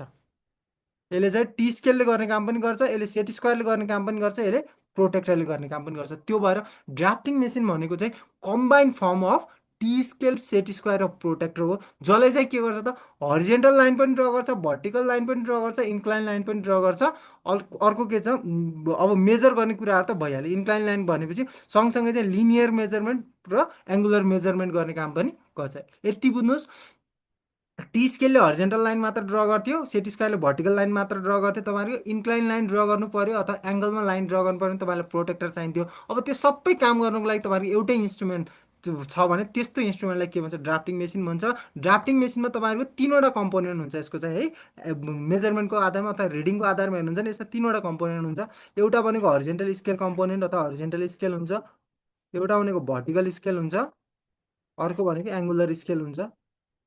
त्यो भएर चाहिँ यसले के त, सबै टी स्केलले गर्ने काम गर्छ, हरिजेन्टल स्केलले सेट स्क्वायरको गर्ने काम गर्छ, भर्टिकल स्केलले भर्टिकल लाइन ड्र गर्दाखेरि। अनि प्रोटेक्टरको गर्ने काम गर्छ केले त, एङ्गुलर स्केलले। त्यो एङ्गुलर भ्यालु अथवा त्यसमा चाहिँ डिग्रीले चाहिँ के गर्छ त, प्रोटेक्टरको काम गर्छ हो। त्यो भएको कारणले ड्राफ्टिङ मेसिन चाहिँ कम्बिनेसन अफ के हो त, टी स्केल, सेट स्क्वायर र प्रोटेक्टर हो। यसले यसको काम भनेको के हो त, to draw all horizontal line पनि ड्र गर्छ, भर्टिकल लाइन पनि ड्र गर्छ, इन्क्लाइन लाइन पनि ड्र गर्छ, as well as to measure linear dimension and angular dimension. अब लिनियर डाइमेन्सन भनेको स्केलले लिनियर डाइमेन्सन रिड गरिहाल्छ, अनि तपाईँको एङ्गुलर डाइमेन्सन भनेको यो चाहिँ एङ्गुलर स्केलले के गर्छ, तपाईँको एङ्गुलर डाइमेन्सन के गर्न सक्छ, रिड गर्न सक्छ अथवा मेजर गर्न सक्छ भने त्यस्तो इन्स्ट्रुमेन्टलाई के भन्छ त, ड्राफ्टिङ मेसिन भन्छ। अब तपाईँलाई सबै लाइनहरू ड्र गर्न चाहिँ कुन इन्स्ट्रुमेन्ट युज गर्नुहुन्छ, हरिजेन्टल भर्टिकल र इन्क्लाइन लाइन ड्र गर्न कुन इन्स्ट्रुमेन्ट युज गर्ने भनेर भन्छ भने त्यति बेला के त ड्राफ्टिङ मेसिन युज गर्ने। यदि हरिजेन्टल लाइन मात्र ड्र गर्ने अन्य भने त्यति बेला चाहिँ टी स्केल युज गर्ने। भर्टिकल लाइन मात्र ड्र गर्छ भने त्यति बेला सेट स्क्वायर युज गर्ने। यदि इन्क्लाइन लाइन मात्र ड्र गर्नु छ भने त्यति बेला प्रोटेक्टरहरू युज हुन्छ। तर सबै लाइन एउटै इन्स्ट्रुमेन्टले ड्र गर्छ भने त्यस्तो इन्स्ट्रुमेन्टलाई के भन्छ, तपाईँहरूको ड्राफ्टिङ मेसिन भन्छ। यो भनेको अलिक सोफिस्टिकेटेड र एडभान्स टेक्निक हो है, अथवा एडभान्स इन्स्ट्रुमेन्ट हो, जो चाहिँ combination of T scale, set square र प्रोटेक्टर। तपाईँहरू युज गर्नुभएकोहरूलाई थाहा होला। यो चाहिँ यसलाई एट्याच क्ल्याम्प भन्छ। यो चाहिँ के गर्छ त, ड्रइङ बोर्डमा यसलाई लगेर एट्याच गर्नुपर्छ। त्यसकै आधारमा यो चाहिँ के हुन्छ तपाईँको, यिनीहरू यसलाई चाहिँ के गर्न सक्नुहुन्छ, यो चाहिँ मुभेबल अथवा यो चाहिँ के हुन्छ तपाईँहरूको एडजस्टेबल हुन्छ। जुनसुकै ठाउँमा यसलाई सेट गर्न सक्नुहुन्छ, जसको कारण के त तपाईँले हरिजेन्टल लाइन ड्र गर्न सक्नुहुन्छ, भर्टिकल लाइन ड्र गर्न सक्नुहुन्छ र इन्क्लाइन लाइन ड्र गर्न सक्नुहुन्छ भने त्यस्तो इन्स्ट्रुमेन्ट के हो तपाईँको ड्राफ्टिङ मेसिन है। यति बुझ्नुहोस् कि टी स्केल, सेट स्क्वायर र प्रोटेक्टरले गर्ने काम एउटै मेसिनले अथवा एउटै इन्स्ट्रुमेन्टले गर्छ भने त्यस्तो इन्स्ट्रुमेन्टलाई के भन्छ तपाईँहरूको ड्राफ्टिङ मेसिन अथवा मिनी ड्राफ्टर अथवा ड्राफ्टर भनेर भन्छौँ, जसले चाहिँ हरिजेन्टल लाइन पनि ड्र गर्छ, भर्टिकल लाइन पनि ड्र गर्छ र इन्क्लाइन लाइन पनि ड्र गर्छ। ल यहाँदेखि अगाडि जाउँ है त। अब अर्को चाहिँ तपाईँको ट्रेसिङ पेपर। यहाँ हेर्न सक्नुहुन्छ यो पेपर भनेको तपाईँको ट्रेसिङ पेपर अलिक यो ट्रान्सप्यारेन्ट पेपर छ नि, हो कि होइन। यदि ड्रइङ चाहिँ एकदम कम्प्लेक्स छ, जस्तो हेर्नुहोस् त, कुनै ड्रइङ सजिलो हुन्छ लाइन मात्र ड्र गर्ने अथवा कर्व मात्र ड्र गर्ने सजिलो ड्रइङहरू, कुनै ड्रइङ यति कम्प्लेक्स हुन्छ नि कि त्यो ड्रइङ ड्र गर्नै सक्नुहुन्न कि तपाईँले। जस्तो इलेक्ट्रोम्याग्नेटिक वेभको प्याटर्नहरू भयो, तपाईँहरूको उनीहरूको मोसनहरूको कुराहरू भयो, उनीहरूको वेभ लेन्थहरू ड्र गर्ने कुरा, यो कुराहरू हामीले ड्र गर्नै सक्दैनौँ कि, मतलब त्यो आफूले त्यो स्ट्यान्डर्डले ड्र गर्न सक्दैन। त्यसलाई के गर्नुपर्छ, कपी गर्नुपर्छ। हो त्यो कपी गर्नको लागि यस्तो एउटा ट्रान्सप्यारेन्ट पेपर युज गर्नुहुन्छ भने त्यो ट्रान्सप्यारेन्ट पेपरलाई के भन्छ तपाईँहरूको ट्रेसिङ पेपर भन्छ। जेनरली तपाईँहरूको जस्तो यो एउटा ड्रइङ छ, यो ड्रइङ चाहिँ एकदम कम्प्लेक्स ड्रइङ चाहिँ तपाईँले ड्र गर्न सक्नुहुन्न भने यस बाहिर के गर्नुहुन्छ, तपाईँले यसरी एउटा पेपर ल्याएर राख्नुहुन्छ, ट्रान्सप्यारेन्ट हुन्छ है। ट्रान्सप्यारेन्ट पेपर यहाँ बाहिर ल्याएर राख्नुभयो, अनि यो पेपरमा चाहिँ के गर्नुहुन्छ त त्यसलाई कपी गर्नुहुन्छ कि, ठिक छ। यो पेपर ल्याएर राख्नुभयो, अनि यो पेपरमा चाहिँ त्यो ड्रइङलाई के गर्नुभयो, तपाईँले कपी गर्नुभयो। कपी गर्नुहुन्छ यहाँ चाहिँ, अनि यो कपी गरेको ड्रइङलाई चाहिँ के गर्नुहुन्छ, तपाईँको मेन फिल्डमा अथवा मेन ड्रइङमा लगेर कपी गरेर राख्न पनि सक्नुहुन्छ, अथवा त्यही पेपरलाई राख्न पनि सक्नुहुन्छ है, फरक पर्दैन। हो त्यसरी तपाईँहरूको एउटा ट्रान्सप्यारेन्ट पेपर चाहिँ जसले चाहिँ के त तपाईँको एक्चुअल तपाईँको कम्प्लेक्स ड्रइङहरूलाई कपी गर्न तपाईँलाई हेल्प गर्छ भने त्यस्तो पेपरलाई के भन्छ, तपाईँहरूको ट्रेसिङ पेपर भन्छ है। ड्रइङमा चाहिँ यो भने चिटिङ हो, तर अब कम्प्लेक्स ड्रइङहरू ड्र गर्दाखेरि अप्सनै हुँदैन कि तपाईँसँग, त्यो गर्नै पर्छ, त्यो चिटिङ गर्नै पर्छ, नगरेसम्म तपाईँहरू सल्भ गर्नै सक्नुहुन्न। त्यो भएको कारणले अब ट्रेसिङ पेपरको चाहिँ युज हुन्छ। धेरै जस्तो तपाईँहरू हेर्नुहुन्छ भने तपाईँहरूको फिजिकल फिल्डहरूमा चाहिँ त्यो वेभ लेन्थहरू, अनि त्यो वेभको मोसनहरू, वेभ प्याटर्नहरू, तिनीहरूको चाहिँ इलेक्ट्रोम्याग्नेटिक वेभको चाहिँ प्याटर्नहरू, यिनीहरू चाहिँ ट्रेस गर्न हामीले ट्रेसिङ पेपर युज गर्छौँ। अब हाम्रो फिल्डमा हेर्नुहुन्छ भने जेनरली तपाईँहरूको ड्रइङ मुभमा म्यापमा भएको कन्टुर लाइनहरूलाई कपी गर्न पनि तपाईँहरूले ट्रेसिङ पेपर युज गर्नुहुन्छ है। त्यसलाई चाहिँ तपाईँले ड्र गर्न सक्नुहुन्न कि, त्यसलाई कपी गर्नै पर्छ। त्यो ट्रेसिङ पेपरमा त्यो ट्रेसिङ पेपरले चाहिँ के त म्यापमा भएको तपाईँहरूको कन्टुर लाइनहरूलाई ट्रेस गर्न पनि हामीले के गर्छौँ त ट्रेसिङ पेपर युज गर्छौँ। अर्को भनेको तपाईँको स्यान्ड पेपर ब्लक है। स्यान्ड पेपर ब्लक भनेको कस्तो भन्नुहुन्छ भने तपाईँहरूको हामीले पेन्सिललाई काट्दाखेरि, जस्तो हेर्नुहोस् त यो पेन्सिल छ है, मैले एउटा पेन्सिल बनाएँ तपाईँको, यो पेन्सिल छ,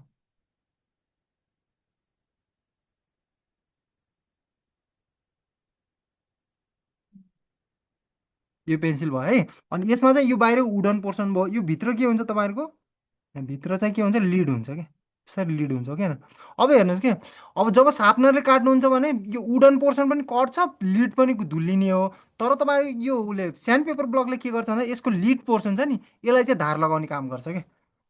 भने त्यस्तो तपाईँहरूको उसलाई चाहिँ इन्स्ट्रुमेन्टलाई के भन्छ, स्यान्ड पेपर ब्लक भन्छ। जेनरली एउटा रफ पेपर हुन्छ, तपाईँहरूले ध्यान दिनुभएको छ भने कहिलेकाहीँ उसमा चाहिँ रेलिङहरूमा पेन्ट गर्दाखेरि अथवा फलामको केही कामहरूमा, फलामको केही ऊहरूमा पार्ट्सहरूमा पेन्टिङ गर्दाखेरि चाहिँ त्यो पेन्ट गर्नुभन्दा पहिला रस्ट हटाउनुपर्छ कि त्यसमा भएको खैलाई चाहिँ हटाउनुपर्छ। हो त्यो रस्ट हटाउँदाखेरि एकदम रफ पेपरले त्यहाँ घोट्छ क्या।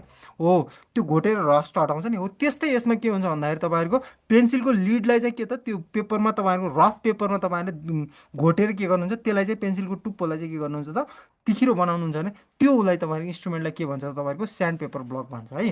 हो सिम्पल तपाईँहरूको उसले सार्पनरले काट्दाखेरि तपाईँहरूको टाइम धेरै लाग्छ। यसमा चाहिँ एउटा रफ पेपर हुन्छ, रफ पेपरमा के गर्नुहुन्छ तपाईँहरूले त्यो पेन्सिलको चाहिँ टुप्पोलाई चाहिँ घोटेर चाहिँ त्यसलाई तिखिरो बनाउनुहुन्छ अथवा त्यसलाई चाहिँ के गर्नुहुन्छ त मसिनो बनाउनुहुन्छ भने त्यो इन्स्ट्रुमेन्टलाई के भन्छ तपाईँहरूको स्यान्ड पेपर ब्लक भन्छ है।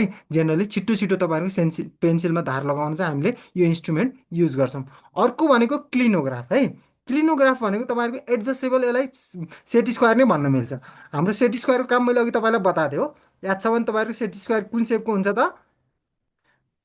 राइट एङ्गुलर ट्रायङ्गल अथवा ट्रायङ्गुलर सेपको हुन्छ सेट स्क्वायर, यस्तो सेपको हुन्छ किन? यो चाहिँ 90 डिग्री हुन्छ एउटा एङ्गल, अर्को एङ्गल चाहिँ अब या त 30 डिग्री हुन्छ, 30/60 हुनसक्छ। अर्को भनेको कति त तपाईँहरूको 45/45को हुनसक्छ अर्को एङ्गल, हो कि होइन? यसरी के त मैले 75/15को भन्न, यसरी के हुन्छ यो इन्स्ट्रुमेन्ट बनेको हुन्छ हो सेट स्क्वायर भनेको। यस्तै तपाईँहरूको यो क्लिनोग्राफ पनि के हुन्छ त, एउटा एङ्गल चाहिँ क्लिनोग्राफको के हुन्छ त, दुईवटा साइडहरू एकअर्कामा रेक्ट्याङ्गुलर साइड नै हुन्छ। एउटा एङ्गल के हुन्छ 90 डिग्रीमै हुन्छ, तर यो तपाईँहरूको इन्क्लाइन साइड छ नि, हो यो इन्क्लाइन साइड चाहिँ के हुन्छ एडजस्टेबल हुन्छ कि, तपाईँले माथि पनि सार्न सक्नुहुन्छ तल पनि सार्न सक्नुहुन्छ। अब जुनसुकै एङ्गलमा पनि यसलाई के गर्न सक्नुभयो त, यो एङ्गललाई सेट गर्न सक्नुभयो। ठिक छ, यो एङ्गललाई चाहिँ जुनसुकै यो यो एजलाई चाहिँ तपाईँले के गर्न सक्नुहुन्छ, जुनसुकै एङ्गलमा पनि सेट गर्न सक्नुभयो र जुनसुकै इन्क्लिनेसनमा पनि तपाईँले के गर्न सक्नुहुन्छ त एङ्गल ड्र गर्न सक्नुहुन्छ भने त्यस्तो इन्स्ट्रुमेन्टलाई के भन्छ तपाईँहरूको क्लिनोग्राफ भन्छ है। क्लिनोग्राफ भनेको जस्ट तपाईँहरूको सेट स्क्वायर जस्तै हो, डिफ्रेन्ट भनेको के हुन्छ सेट स्क्वायरको चाहिँ सबै एजहरू के हुन्छ फिक्स हुन्छन्, तर क्लिनोग्राफको के हुन्छ त हरिजेन्टल र तपाईँहरूको भर्टिकल एज चाहिँ के हुन्छ तपाईँहरूको फिक्स हुन्छ 90 डिग्रीमै हुन्छ, तर यसको के त तपाईँहरूको इन्क्लाइन एज अथवा तपाईँहरूको यो हाइपोटेनिस अथवा यसको इन्क्लाइन एज चाहिँ के हुन्छ तपाईँ एडजस्टेबल हुन्छ। जुनसुकै एङ्गलमा पनि तपाईँले के गर्न सक्नुहुन्छ एडजस्ट गर्न सक्नुहुन्छ, जसको सहायताले तपाईँहरूले इन्क्लाइन लाइनहरू अथवा इन्क्लाइन प्यारल लाइनहरू ड्र गर्न सक्नुहुन्छ जुनसुकै एङ्गलमा है, एनी एङ्गलमा ड्र गर्न सक्नुहुन्छ भने त्यस्तो इन्स्ट्रुमेन्टलाई के भन्छ क्लिनोग्राफ भन्छ है। त्यस्तो इन्स्ट्रुमेन्टलाई के भन्छ तपाईँहरूको क्लिनोग्राफ भन्छ। क्लियर भयो यिन तिनवटा उहरू इन्स्ट्रुमेन्टहरू? हँ के छ सुत्यो क्या सबैजना? छैन सर सुतेको। ए क्लियर छ नि होइन यो इन्स्ट्रुमेन्टहरू? ठिक छ सर क्लियर। क्लिनोग्राफ चाहिँ तिमीलाई नयाँ हुन्छ कि अलिकति, किनभने एकदम कमै हुन्छ यो युज गर्ने चाहिँ। अब हामीहरूलाई युज गर्दाखेरि अगाडिको इन्स्ट्रुमेन्ट चाहिँ धेरै युज हुन्छ, यो क्लिनोग्राफ चाहिँ एकदम हाइमा चाहिँ प्रिसाइज वर्करमा युज गर्छ। जेनरली तपाईँहरूको कहिलेकाहीँ कार्पेन्टरहरूले पनि युज गर्छ यिनी इन्स्ट्रुमेन्टहरू, त्यो भएर ड्रइङ गर्दाखेरि हामीले यिनीहरूको बारेमा पनि पढ्नुपर्छ। क्लिनोग्राफ भन्ने बित्तिकै तपाईँले यति बुझ्नुहोस् कि एउटा एडजस्टेबल अथवा फ्लेक्जिबल सेट स्क्वायर नै हो। यसमा चाहिँ के हुन्छ इन्क्लाइन साइडलाई चाहिँ तपाईँले डिफ्रेन्ट एङ्गलमा एडजस्ट गर्न सक्नुहुन्छ र डिफ्रेन्ट एङ्गलमा चाहिँ लाइन ड्र गर्न सक्नुहुन्छ भने त्यस्तो इन्स्ट्रुमेन्टलाई के भन्छ त क्लिनोग्राफ भन्छ है। ल क्लियर भयो भने म अगाडि गएँ है त। ल हेर्नुहोस् अर्को सर भनेको हजुर त्यो ट्रेसिङ पेपर जुन हामीहरूको के अरे जग्गाहरूको नक्साको उ गर्दा पनि त्यही नै युज हुन्छ नि सर? गर्छौँ गर्छौँ, हो त्यही त त्यो जुन कुराहरू हामी ड्र गर्न सक्दैनौँ नि, अब जग्गाहरूको नक्सा त त्यो एकदम एक त एकदम त्यो कम्प्लेक्स कुराहरू हुन्छ क्या। अनि त्यो कुराहरूलाई जुन कुरा नाप्न सकिन्न त्यो कुरा ड्र गर्न सकिन्न कि, जुन कुरा नाप्नै गाह्रो हुन्छ नि त्यो कुरालाई चाहिँ कपी गर्दाखेरि हामीले ट्रेसिङ पेपर युज गर्छौँ है। जग्गाहरूको नक्सा भयो तपाईँहरू मेजर हाम्रो इन्जिनियरिङ फिल्डमा चाहिँ हामीले हेर्ने भनेको जब कन्ट्रोल म्यापहरू तपाईँले ड्र गर्न थाल्नुहुन्छ, कन्ट्रोल इन्टरभल तपाईँले हातले ड्र गर्न मिल्दै मिल्दैन कि, त्यो सकिँदै सकिन्न हो। त्यो कुरालाई कपी गर्दाखेरि पनि हामीले ट्रेसिङ पेपर युज गर्छौँ। अनि धेरै जसो तपाईँहरूको उता उमा फिजिक्सको फिल्डमा चाहिँ त्यो म्याग्नेटिक वेभहरूको वेभलेन्थहरू योहरू कपी गर्दाखेरि धेरै युज हुन्छ है त। यति बुझ्नुहोस् कि कुनै ड्रइङ चाहिँ एकदम कम्प्लेक्स छ, जुन ड्रइङ चाहिँ तपाईँले हातले ड्र गर्न सक्नुहुन्न भने त्यति बेला चाहिँ तपाईँले त्यो ड्रइङलाई कपी गर्नको लागि युज गर्ने ट्रान्सप्यारेन्ट पेपर नै तपाईँहरू के हो त ट्रेसिङ पेपर हो है त। क्लियर भयो? सर ल अगाडि जाउँ है त। अब इरेजिङ सिल्ड भनेको कस्तो भन्नुहुन्छ भने एउटा लाइन हेर्नुहोस् कि, ल यो एउटा तपाईँको लाइन छ हो। अब यो लाइनमा चाहिँ तपाईँको यो बिचको पोर्सन हटाउनु पर्ने छ। ल यो पोर्सन भनेको तपाईँलाई निड पोर्सन हो, चाहिने पोर्सन हो, यो पनि निड हो, यो चाहिँ नचाहिने पोर्सन हो, अननिड नचाहिने। अब यो पोर्सनलाई हटाउँदाखेरि तपाईँले यहाँ इरेज गर्न थाल्नुभयो भने त हेर्नुहोस् त यो ठाउँमा इरेज गर्न थाल्नुभयो भने के हुन्छ त सबै मेटिने डर धेरै हुन्छ। मैले फेरि ड्र गरेँ है त, यहाँ देखेँ त, यहाँ देखेँ त, अब यहाँ देखेँ।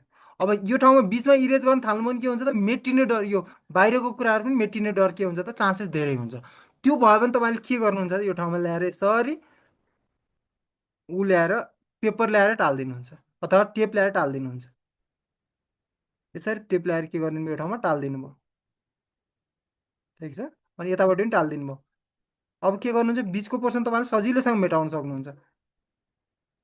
यो टेप ल्याएर यो ठाउँमा टालिदिनु भयो है, टेपले के गर्छ, प्रोटेक्ट गर्यो क्या। अब बिचको पोर्सनलाई तपाईँले सजिलैसँग के गरिदिनु भयो, इरेज गरिदिनु भयो। मेरो फेरि सबै इरेज भइहाल्यो होइन। ल गरौँ न, हातैमा यता गरेँ, यता ड्र गर, अनि बिचको पर्सनलाई तपाईँले इरेज गर्नुभयो। पछि के गरिदिनु भयो त, बिचको पर्सन इरेज इरेज भइसक्यो भने साइडबाट टेप पनि हटाइदिनुहुन्छ भने त्यस, सरी है सब गयो फेरि। ल ल हेर्नुहोस्, नातिनुहोस्, यो भयो। यहाँ ल्याएर टेप लगाउनु भयो, यताबाट पनि टेपले टाल्नु भयो, अनि बिचको पर्सनलाई सजिलैसँग मेटाइदिनु भयो। जसको कारणले के भयो त, यतापट्टिको ड्रइङ चाहिँ के भयो त, सेफ हुन्छ, अथवा यतापट्टिको ड्रइङ चाहिँ के हुन्छ त, प्रोटेक्ट हुन्छ भने त्यस्तो इन्स्ट्रुमेन्टलाई के भन्छ, तपाईँको इरेजिङ सिल्ड भन्छ है। यति बुझ्नुहोस् कि अन्नेसेसरी ड्रइङलाई ड्र गर्दाखेरि अथवा अन्नेसेसरी ड्रइङलाई इरेज गर्दाखेरि चाहिँ तपाईँलाई चाहिने अथवा नेसेसरी ड्रइङ चाहिँ इरेज नहोस्, त्यसलाई चाहिँ प्रोटेक्ट गर्नको लागि तपाईँले युज गरिने उसलाई चाहिँ के भन्छ, तपाईँहरूको सिल्डलाई अथवा प्रोटेक्ट गर्ने इन्स्ट्रुमेन्टलाई के भन्छ, तपाईँको इरेजिङ सिल्ड भन्छ। अब मैले यहाँ त सिम्पल उसलाई प्रोटेक्ट गरेँ, के अरे लाइनलाई प्रोटेक्ट गरेँ, तर जहिले पनि ड्रइङ भनेको लाइन मात्र हुन्छ भन्ने हुँदैन नि त। कुनै ड्रइङहरू त के हुन्छ त, तपाईँलाई ऊ छ भने, अब कसैलाई त कुनै ड्रइङ ड्र गर्न हाम्रो ट्युटोरियल आयो बेला त हप्ता दिन लाग्थ्यो कि, मतलब त्यो ट्युटोरियल सल्भ गर्दा। अब त्यो हप्ता दिन लगाएर ड्र गरेको ड्रइङ चाहिँ एक्कासी एउटा नचाहिने कुरा मेट्दाखेरि मेटियो भने त त्यसलाई फेरि ड्र गर्न टाइम लाग्छ नि त। त्यस्तो नहोस् भन्नको लागि चाहिँ, त्यो नचाहिने कुरा मेटाउँदाखेरि चाहिँ चाहिने कुरा चाहिँ प्रोटेक्ट भएर बसोस् भन्नको लागि युज गरिने तपाईँहरूको टेप हुनसक्छ। पहिला पहिला टेप युज गर्थ्यो, अचेल इन्स्ट्रुमेन्टहरू पनि भन्छ, त्यो त्यो सेपको इन्स्ट्रुमेन्टहरू हुन्छ, त्यो इन्स्ट्रुमेन्टलाई के भन्छ, तपाईँको इरेजिङ सिल भन्छ। अझै पनि मैले चाहिँ युज गर्ने चाहिँ म टेपै युज गर्छु, धेरै जसो टेपै युज हुन्छ है। त्यो टेपले चाहिँ के गरिदिन्छ, त्योसम्म टालिदियो, अनि त्यसपछि त्यो नचाहिने ड्रइङ मेटायो, चाहिने ड्रइङलाई चाहिँ नचाहिने ड्रइङ मेटिसक्यो टेप निकालेर फालिदियो भने त्यस्तो ड्रइङलाई चाहिँ तपाईँहरू के भन्छ त, अथवा त्यस्तो इन्स्ट्रुमेन्टलाई के भन्छ, इरेजिङ सिल्ड भन्छ। अर्को भनेको इङ्किङ पेन है। इङ्किङ पेन भनेको अहिले त युज हुँदैन तपाईँको, अहिले त ड्रइङहरू पनि हातले गरिँदैन, सबै ड्रइङ अटो क्याडमा हुन्छ, प्रिन्ट गरेर निकालिन्छ।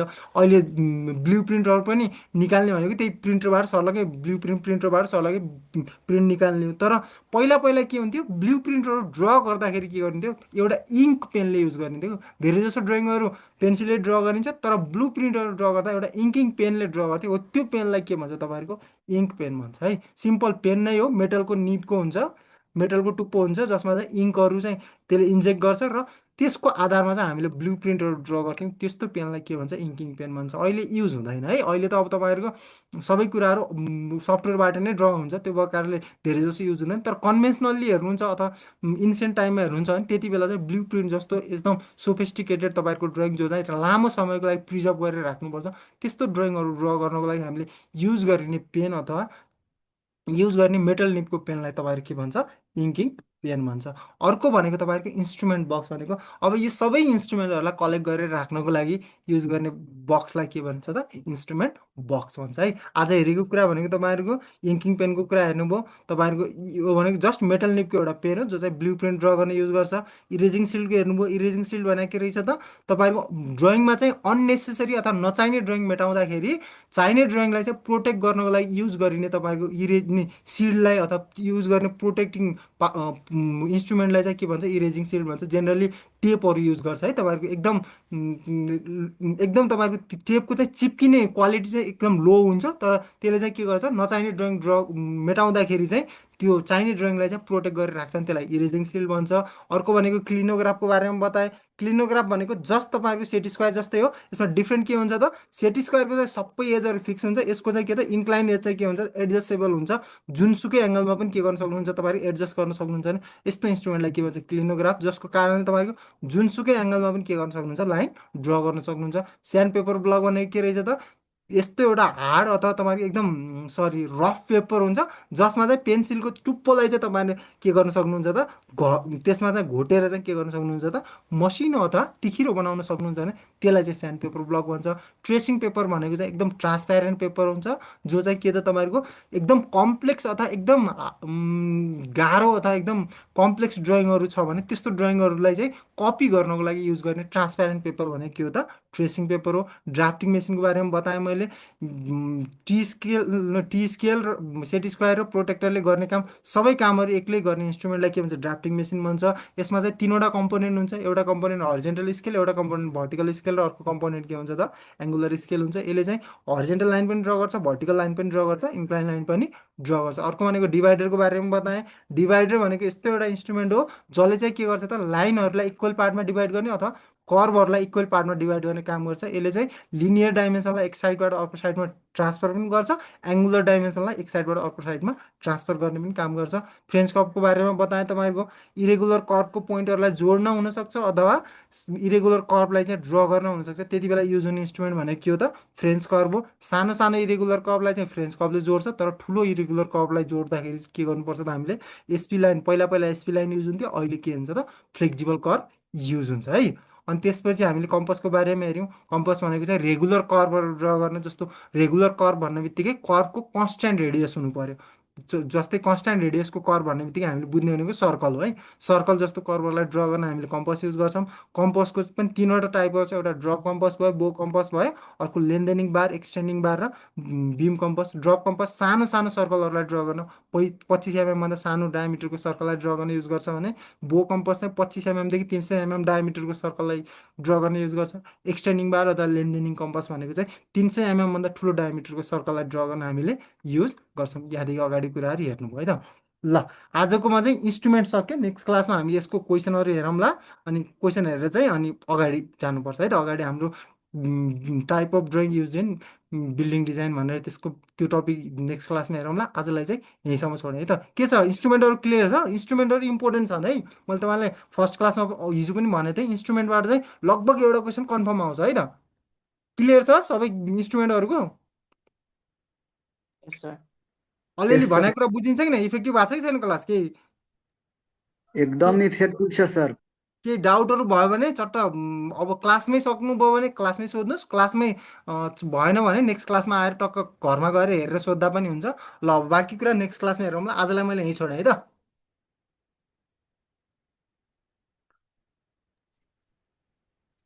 थ्याङ्क यू ल, गुड नाइट है सर। सबैजनालाई।